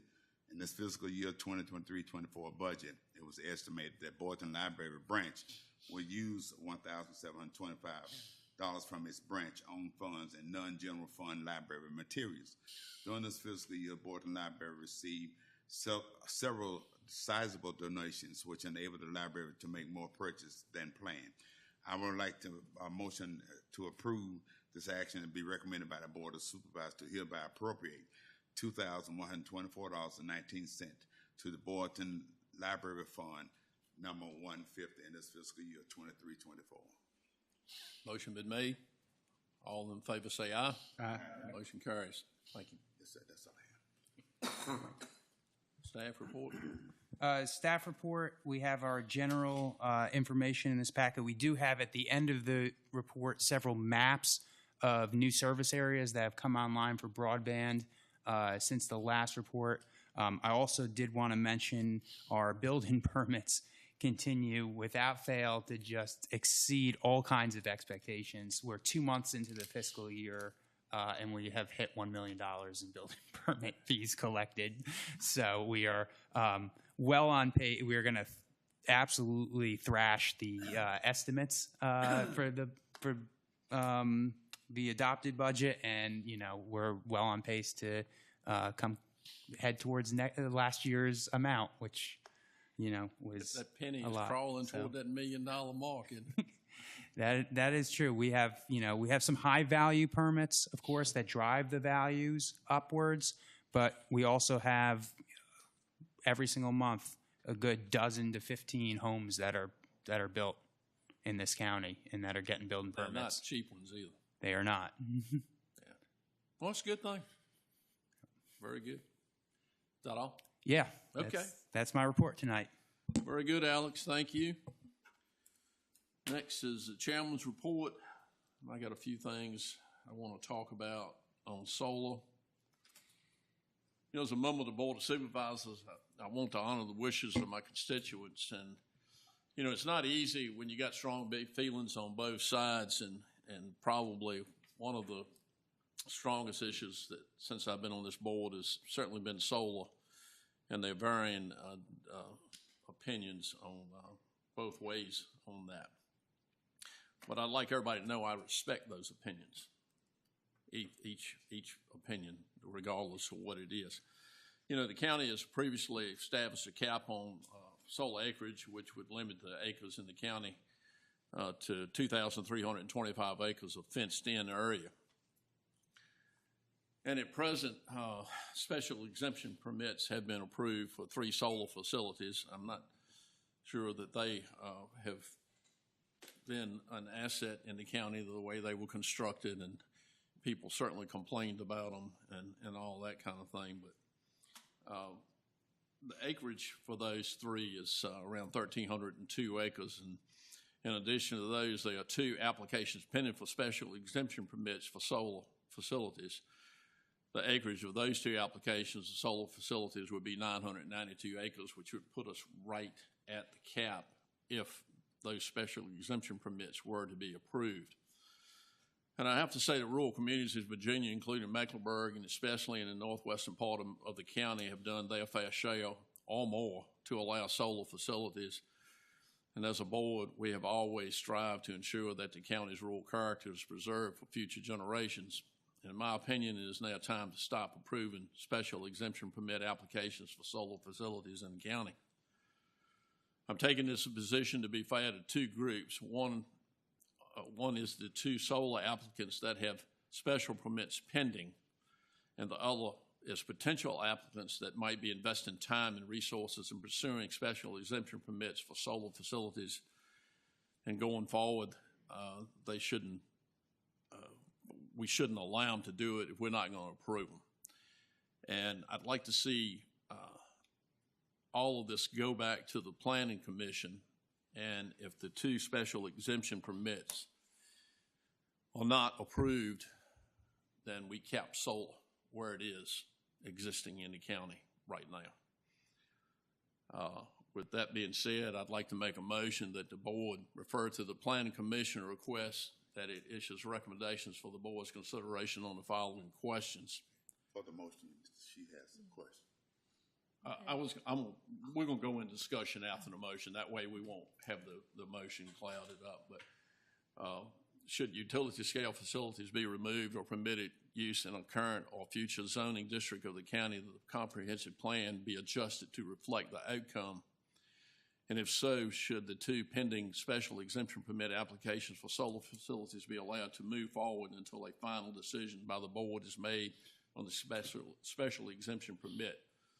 Notwithstanding the action identified in the immediate preceding paragraph, I think my recommendations will afford both proponents and opponents of solar facilities an opportunity to be heard, and will generate information which the board could use to make a decision which reflects the wishes of a majority of county citizens. That is a motion on the floor. I'm sure it's going to be a wide range of discussion on this, and we will go into that discussion right now. Ms. Blackwell, I think you were first. On the issue of solar, it's really been, to say the least, taxing. And because there's so many constituents that you have, okay? But like, for instance, I'm District 2. Okay, so hearing from the loudest noise came from those who were opposed. But then you have people who want the solar facilities. So what I was thinking about, is the balance, because you have the county, then you have the local government, then you have your constituents, and then you have the as a whole. And I guess we represent all of them as constituents. So, how do there has to be a balance. And I just look at it now as we should be able to live, well, I won't say live with it because that's a personal choice, but I think that it has its place. And like Supervisor Tanner said at the last time we were speaking on this, we need to look at where we can put them that would be successful. Solar has its place in the future. And, we want things to remain as they are, but we have to be proactive and, try to see how can we utilize it to the advantage of, everyone. Okay. Well, I think be all right to go. What Mr. Tanner said last meeting, makes sense, and I agree with that, and always have. That the staff has to work on these things a lot, but also I think if we turn the money down last time on these two, it's kind of to let these people that's bringing it, they doing work too. So we need to let them know. I'm just saying that up in our area, if we got 3 built, 2 of them is a total disaster. One of them looks like it's doing a better job. You got potentially 2 more could be up there. It'll be 5 up in our area. So, is it a place for them? My question would be to the rest of the board, do you have areas, we got, that would put about 5 in our area. Do you have areas in y'all's districts that y'all would like to have? I mean, you think they would go along real good is what I would ask everybody else.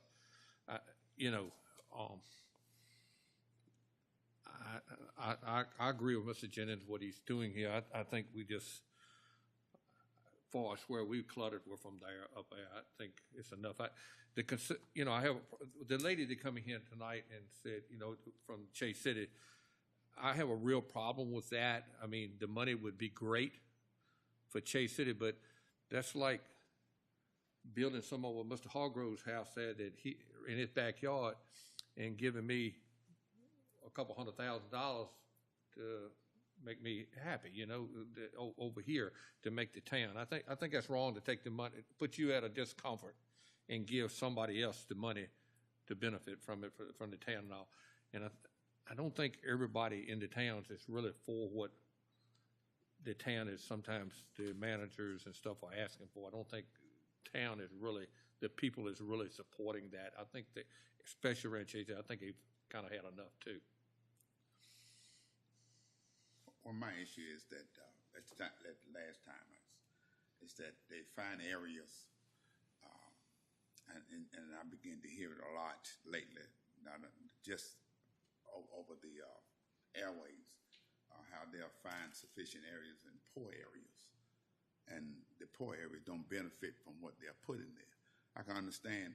For instance, they said, well, we'll give you $500,000, and you're going to build a swimming pool. Seriously? Yeah. $500,000. And what is going to happen? They're going to get the school involved about swimming, and because the program they want to initiate. And guess who's going to end up paying for the cost of maintaining it? We are. And so it's going to fall back in our laps. And so the only other way that I know to do it is whatever projects, if we decided to give it, to receive it, is to take that money, to see how much, and to have people in the town to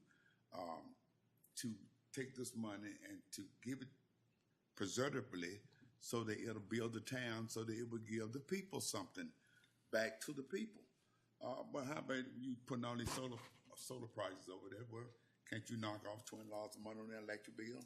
Something that they can see, something that they can say, I'm willing to do this and gain this if you're willing to do that. But we don't have the complete knowledge of what the end process of these projects is going to be. 30 years from now, my understanding that by the time you go ahead and decommission it, it's going to take a number of years to grow anything in those things that's worthwhile. So by that time, we probably will all be dead, but then our children and grandchildren, what would happen? You know, they have to suffer with the consequences. And by that time, whatever project that they've invested this little bit of money in will be useless because it'll be old and dilapidated. So this is what I'm looking for, the future of it. So if it's something that, yes, we're heading toward green energy, but the thing of it is that to what price do we pay for green energy for the generations down the road? So and then just a slap in the face to give me $500 for a silly swimming pool? You know, now, I mean, we need aquatics, maybe we need it, but we got a lot of lakes right here to do aquatics. So, but, you know, it's going to eventually fall back into the county's hand. And so if we decided, if they just offered and for over a number of years to give, what is it, $5-10 million, then all that to go to the town. But believe it or not, the way things are going, how far would $10 million go over the next 20 years? Something I consider. This is just me personally. The way it's going, you might can build a house on Lake Gas and $10 million. Yeah. You know, so. Mr. Tom? Yeah, the only thing I had to say was, I understand where you're coming from with this. I know it's a concern, especially in that area. One of the things I've always said about solar, the man that's got it on his property loves it because he's making plenty of money. Everybody else hates it because they got to look at it and they're not making any money. So that's one of the concerns I know. To me personally, I think if we talked about in the legislative committee about we're looking at a comprehensive review of our zoning ordinances and stuff like that, maybe would it be better served to do it all as one package? I don't know. But I do understand that if we have these 3 projects around Chase City, and that has been a concern, that whether we stop doing these now, that I still think the citizens around Chase City, and I don't say necessarily an aquatic center would be the answer to it, but if the citizens could benefit from some type of project, I think that the money we have received from the other 3 projects, we should look at trying to work with them on something along those lines. And but as like I said, as far as solar, I know with us turning down the 2 siting agreements for the other 2, unless they come back with another one, I don't see the board possibly looking at those without a figure tied to it, because that's what it comes down to ultimately. But I do think that it is a concern across the county because, as we mentioned, I mean, Dominion's in the process of doing a project to run a line all the way from Boyden to South Hill, and that's going to open up a whole new section of land to the possibility of this type of development. You know, so whether those people in those areas want it or not, I don't know. But like I said, anytime new lines like that get built, and there's another one going north out of South Hill from beside the hospital all the way to Lunenburg County. So there will be other areas opened up, but we don't know. I think you summed it up when you said the people, the 2 people, the people that get money off of it, the people that got to look at it. And that's it. That's kind of where we're at with it. So it's got nothing to do with green energy. It's got everything to do with green money. Well, that's, you know, and I understand the citizens' concerns. You have one on one side that says landowner rights, and I understand that because I do understand that there are some older people that may not farm their land anymore that may have trees on it that say, well, I can make more money off the solar than I can off the trees. And, you know, so I know there's a discussion there also, but I totally understand both sides of it. Ms. Long? It's fine with me. Good for you. It can't be fine. I mean, you know, Good for 25, you. yeah. Good for you. We should stick with that. So I'm just wondering why you all keep debating it. Dennis? We have the cap on it. My position is I don't disagree with anything that's been said. I do still have concerns about, the ones that already existed. Frankly said, a couple of them apparently have been disaster areas, or there's been huge concerns about those sites. That's still my concern, is how do we govern that? How do we, when we do approve something, whether it's the ones that's already in existence, or even if any of these projects go forward, how do we govern these companies that are coming in that say they're going to do X, Y, Z, but then after the fact, citizens are having to tolerate things that are not being maintained, for example. So that's still a concern for me. But I support your recommendation. Okay. Mr. Wilkins? Yeah, Mr. Chairman, I pretty much agree with everything that's said. You can look at it in many ways. Obviously, we wouldn't be talking about it 5 years later. It's just, it is what it is. I do struggle with the, inhibiting property rights. I struggle with that greatly. If you own land and pay taxes on it twice a year, you should certainly have a way to do what you see fit. It's an argument there. You certainly should.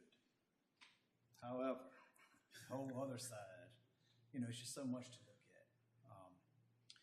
But in the end, I think it's affecting in a more negative way in certain areas, certainly. I don't necessarily, like Mr.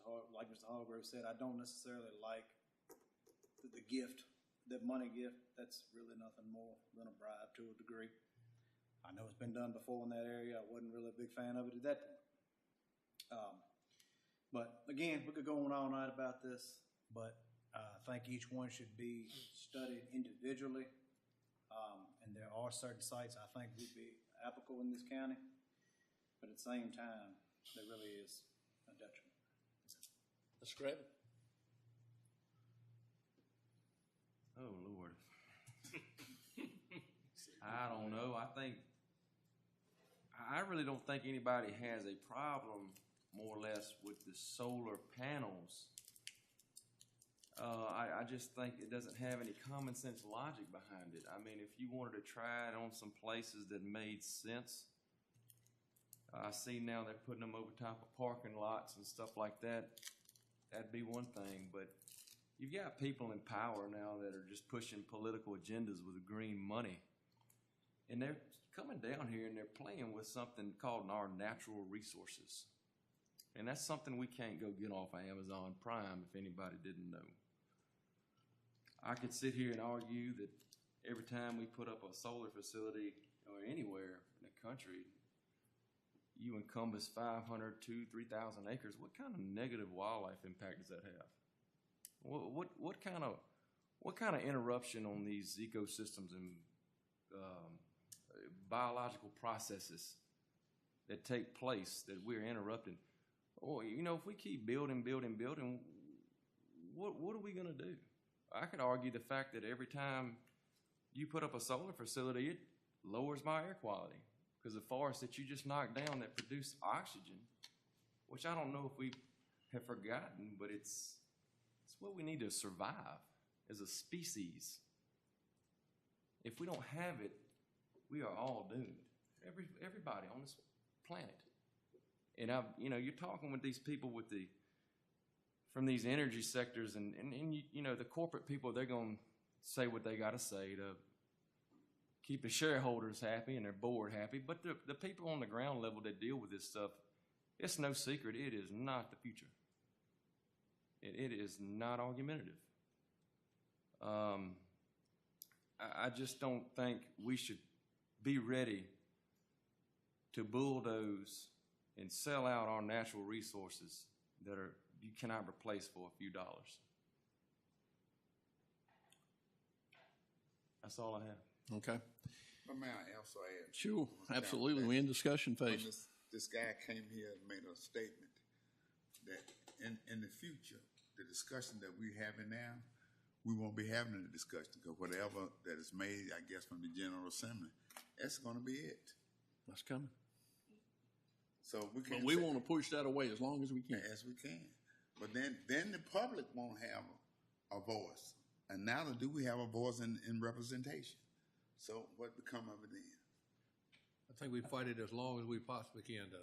Absolutely. I think would be easy to say that if they want to allow to shove solar in Southside Virginia in our home, we should have the same ability or the same rights to shove what we would want in Northern Virginia. If we want nuclear, we'll put it there. Oh, I agree with you. And that's just the way it's, the door swings both ways, but Not to them, it doesn't. No, and I mean, that's the same. It's two totally different polar opposites of society against one another in the same state. And that's not good. And we've got to get on. Well, we've got a motion, and everybody has weighed in on it. And Russell, I probably need you to help me word this, and we need to adopt that resolution if it passes or fails. Am I correct? I think that would be wise. I think that would be wise. I'm going to say what I think the resolution is. The motion is to refer to the Planning Commission the question of whether solar should be removed as a permitted use anywhere in the county with or without a special exception permit. A corollary is to ask the Planning Commission whether it recommends that the two applications pending be grandfathered and permitted to go forward. Now, that's not part of the motion, but the following is an editorial comment. The law is if this cessation of solar in the county passes before their permits are approved, they have to stop. So you can grandfather them in if you want to, since they have invested time and money, and let them run their course. You can do it or you cannot do it. But you can refer both those questions to the Planning Commission and get their feedback. I'm sure you hear from the public and then make an informed decision. And I should have said utility scale solar, I'm sorry. Okay. So, can I ask? Sure. If we say give those two that's pending, that's passed at 2232, an opportunity to do a special exempt, can you put a time on that, or do you just wait for how long you want them to give them? My answer would be that it's going to be difficult to put a time on it because they don't know how fast your process is going to move. I could think about that if you wanted, Mr. Brankley, but I hadn't considered it. I don't know what you have in mind, 2 or 3 months for them to have time in mind? Well, I don't think we should drag it on for. Well, they know what's going on from this meeting. I would say they would be at the next Planning Commission meeting. But what is Mr. Brankley is proposing a time limit that they must finish the process they've begun or lose the right to further pursue it. So you need to be pretty precise about what that time is. I would think they would already have prepared to do that. I would say a 60 or 90 day would be ample time. Well, you have a lot more faith in the process. I assume they had lawyers like you, Russell. Is that something we can let the Planning Commission set the time? You can refer that as one of your questions. Sure. But I think the Planning Commission would want some kind of input from Russell before they shot from the dog. I mean, I think they should get. I think by the December Planning Commission gives him plenty of time to do what they got to do. Now you're putting a time limit on the Planning Commission? No. Gives the two applicants plenty of time by the December Planning Commission. Okay, but you're not enacting anything now. You're deciding what to refer to the Planning Commission. What I've heard now is 3 questions. One is removing solar as a permitted use, and other is allowing the 2 pending applications to go forward. And the third is, does the Planning Commission have a recommendation on how long they should be allowed to complete the process, if they recommend they be allowed to complete the process? I think those are 3 questions. And the earliest this could come to the Planning Commission would be October, in October? Could it come before the planning? It could come at this one in September, could it? Don't y'all meet on the 26th of September? Yeah. I mean, do it have to be advertised? The commission wanted to discuss it about holding a public hearing on it, and the public hearing be held in October. Yeah, so we could discuss it next meeting, but we can't. rule on it. Okay. Okay. All right, so the motion is to take this to the planning commission. Let them review these two pending applications. And we go from that point forward. And I also mentioned that if these two applications are not approved, then we cap solar at what it presently is in the county. If I may, because I think the wording is real important. Yeah, I agree. I think the first thing you need to say is you're referring to them the question of whether solar should be removed as a permitted use from the zoning ordinance in any district with or without a special exception. I think that's what you said. That's it. That's number one. And number two is, should the two applications that are pending be permitted to go forward no matter what happens on the first issue? Okay? Okay. And the third is, if they are allowed to go forward, should there be a deadline by which they would have to complete the process or forfeit their right to complete the process? Okay. And an editorial comment is, yes, they need some legal advice. All right, we're going to do a roll call vote on this. A question, on these two that we're talking about now, do they come under the umbrella of what we had said earlier about the cap? Well, they're going to have to go back to before the planning commission. Change the cap? No, cap stays. Cap stays right there, but what we are recommending to the planning commission is that if these two are not approved, then we cap solar at what it presently is in the county. With the three already built. With the three that are already built. Jenny? Any good? Are you, Jenny? Mr. Spence? In favor, yes. Mr. Gravitt? Yes. Ms. Blackwell? Yes. Mr. Tanner? No. Mr. Wilkinson? Yes. Mr. Brinkley? Yes. Mrs. Lundy. Yes. Yes. Mr. Hargrove? Yes. Mr. Jennings? Yes. Carries 8-1. All right, that's all I have on that. We'll move to the next item. I guess we're one left. The Lake Country Soil and Water Conservation Board of Directors needs an extension agent appointee. I think Taylor Clark has been on there and his term is up. He's eligible for reappointment. Nominate him to Okay. be reappointed. Motion been made to reappoint Taylor Clark. All in favor say aye. Aye. Motion carries. Consent calendar, hope everybody had a chance to look at that. So moved, Mr. Chairman. Motion been made to approve the consent calendar. All in favor say aye. Aye. The motion carries. Now, board member, Mr. Towner. Sure. Thank you, Mr. Chairman. First, I want to start off by thanking Mr. John Taylor for all of his years of service for the county. He retired as of Friday, or is in the process of retiring, but I do want to thank him for all of his guidance and leadership over the years when it came to emergency services and working with our fire departments and rescue squads, and wish him well.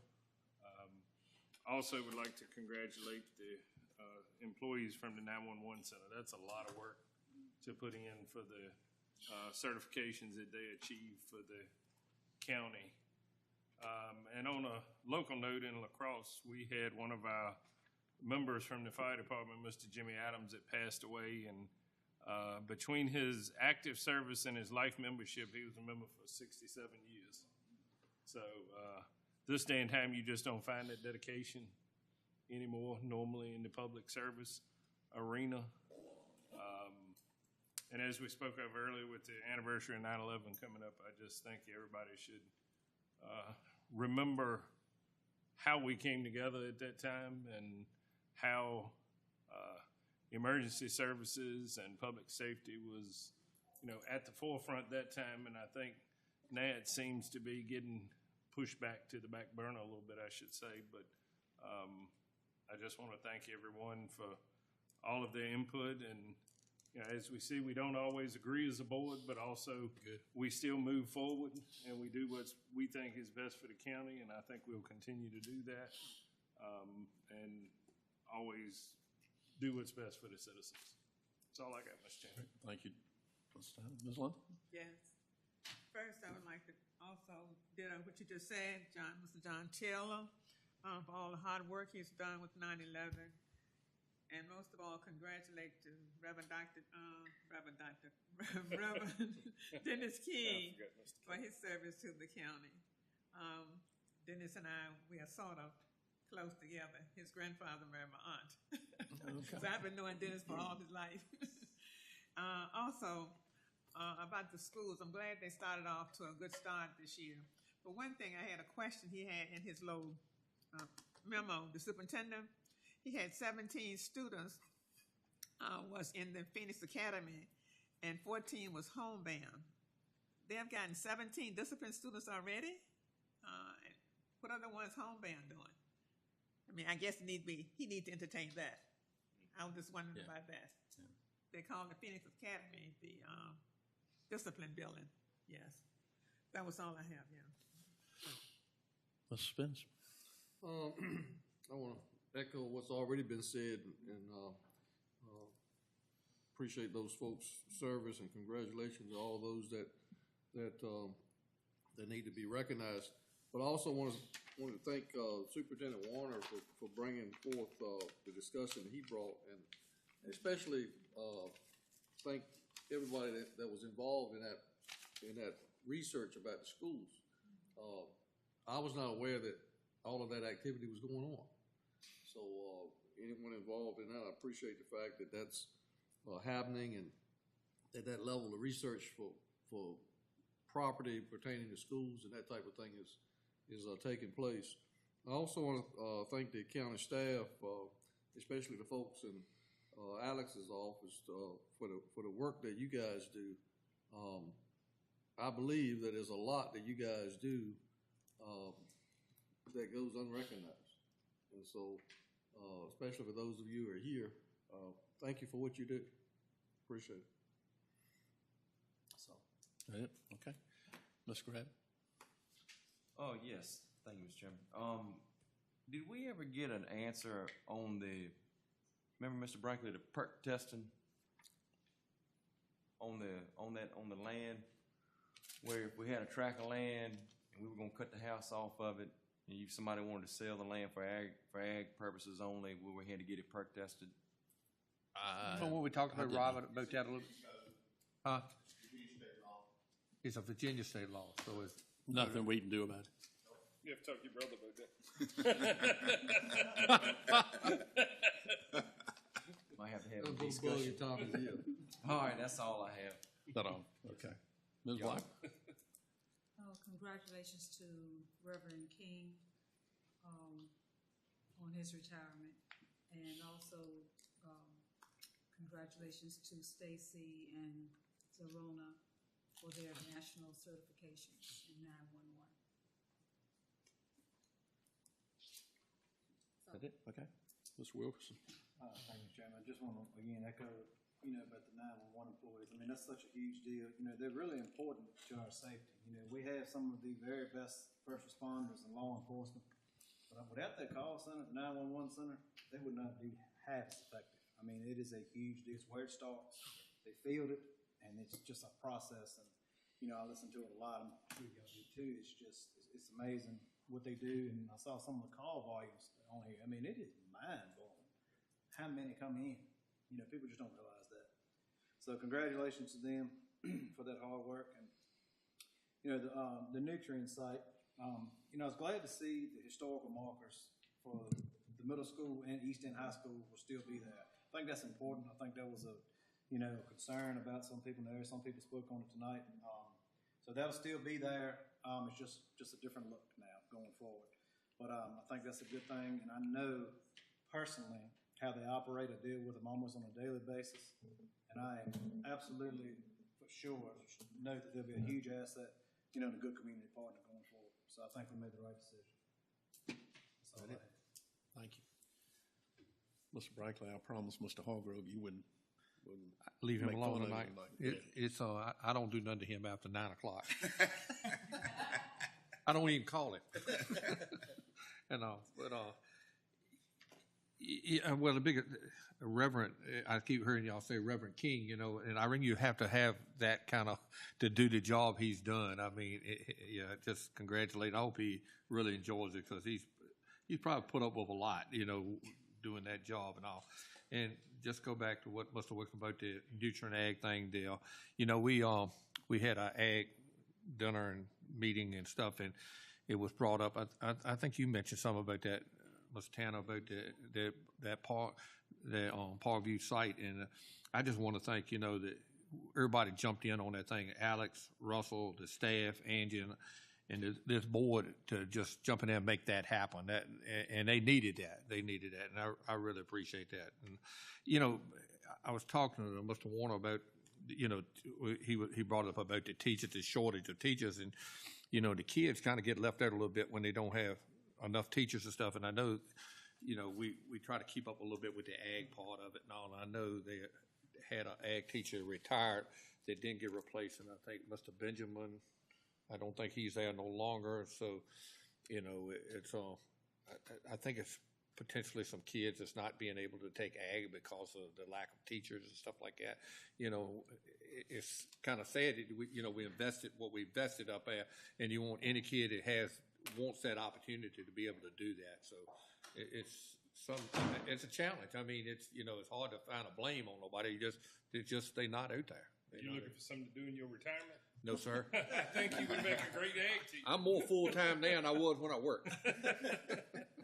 But that's all I got. I don't see you doing nothing but fishing with your grandchildren. We do a little dove hunting too. Yeah. Mr. Holger? Thank you, sir. To all those behind the scene and to all those who are on the forefront, and to all to my right and to my left who have commented, and as well as to my friend Laurie Slayton, I want to say thank you to you all, and it is indeed a pleasure to serve on this board. Thank you. Is that all you have? That's it. That's good. Yes, sir. You left Mr. Brinkley alone Yes, too. sir. Doing good. I don't, everything everybody has said, I'm not going to repeat it. It's 9:20 right now. And I would like to mention Dennis and the 911 employees. I mean, gosh, all these people are so dedicated to the county and do such a great job. And Dennis, he lives in our community. He's been, I've known him a very long time, maybe not as long as Ms. Lundy, but a very long time. And he's just a fine individual. He's been a strong supporter every time I've run for the Board of Supervisors, and he's just a good guy. I know y'all got an email, and I won't hold you long, about the FFA teacher at the high school over there wanted to take some kids to the FFA convention in late October, I believe it is. I talked to Alex and about how maybe we could handle some help on that right there. And, some of these kids won't get to go if somebody doesn't help them out. And I think that's just absolutely horrible. And I know in our Ag Development Committee budget, we've got, I think, $5,000 appropriated, and we spend maybe $1,000 a year or something like that on the meetings and all. And I talked to Mr. Brinkley and Sterling about it, since they're on the committee with me, along with me, is maybe if we could take $1,000 of that money and appropriate it to help subsidize some of these kids going to that FFA convention. I hope everyone would be in agreement of that. I don't know if we need a motion from that. If it's coming out of that fund, we probably just need a general consensus. Am I right on that, Alex? Yes, that's right. Yeah. Okay. Great idea. So that's all I have, and I can help you coordinate with whoever it needs to go to, or you probably know more than I do about it, to be honest with you. We'll make it happen. Okay. All right. That's all I have. So We have one other item. Couldn't hear. Oh, that's not been decided then? Yeah. Okay. I don't know how to start this. Daniel Hendricks has been to see Alex a number of times, been before the board a number of times. Alex recently asked him to let him know, Alex, and therefore the county know, specifically what he's after, because he keeps coming back. And he did get specific. What he wants is compensation. He wants to be paid for the fact that he was not sent a zoning notice letter in the year 2021. in the year 2021, he was not entitled to a zoning notice letter because he didn't own the property that he had since inherited. Make that motion. Finish this talk. Alex and I have discussed this, and we feel it would be doing him, he won't see it this way, but the Board of Service to take a vote on his request that he be compensated financially for the fact that he did not get a notice to which he was not entitled. And I would recommend you adopt a motion just going on record as saying you're not going to support financial compensation payment to him. I'm sorry that I didn't bring that. I had it down saved in my emails down there. Can I make a motion? Yeah, go ahead. I move that the board, after due consideration of the factors the board deems relevant to the claim of Daniel Henry for payment from the county, deny that claim, and that no further action be taken by the county in connection with this matter. Everyone's heard the motion. Any more discussion? All in favor of the motion, say aye. Aye. Motion carries. Okay. Only thing I got is adjournment left on my list. Stand adjourned.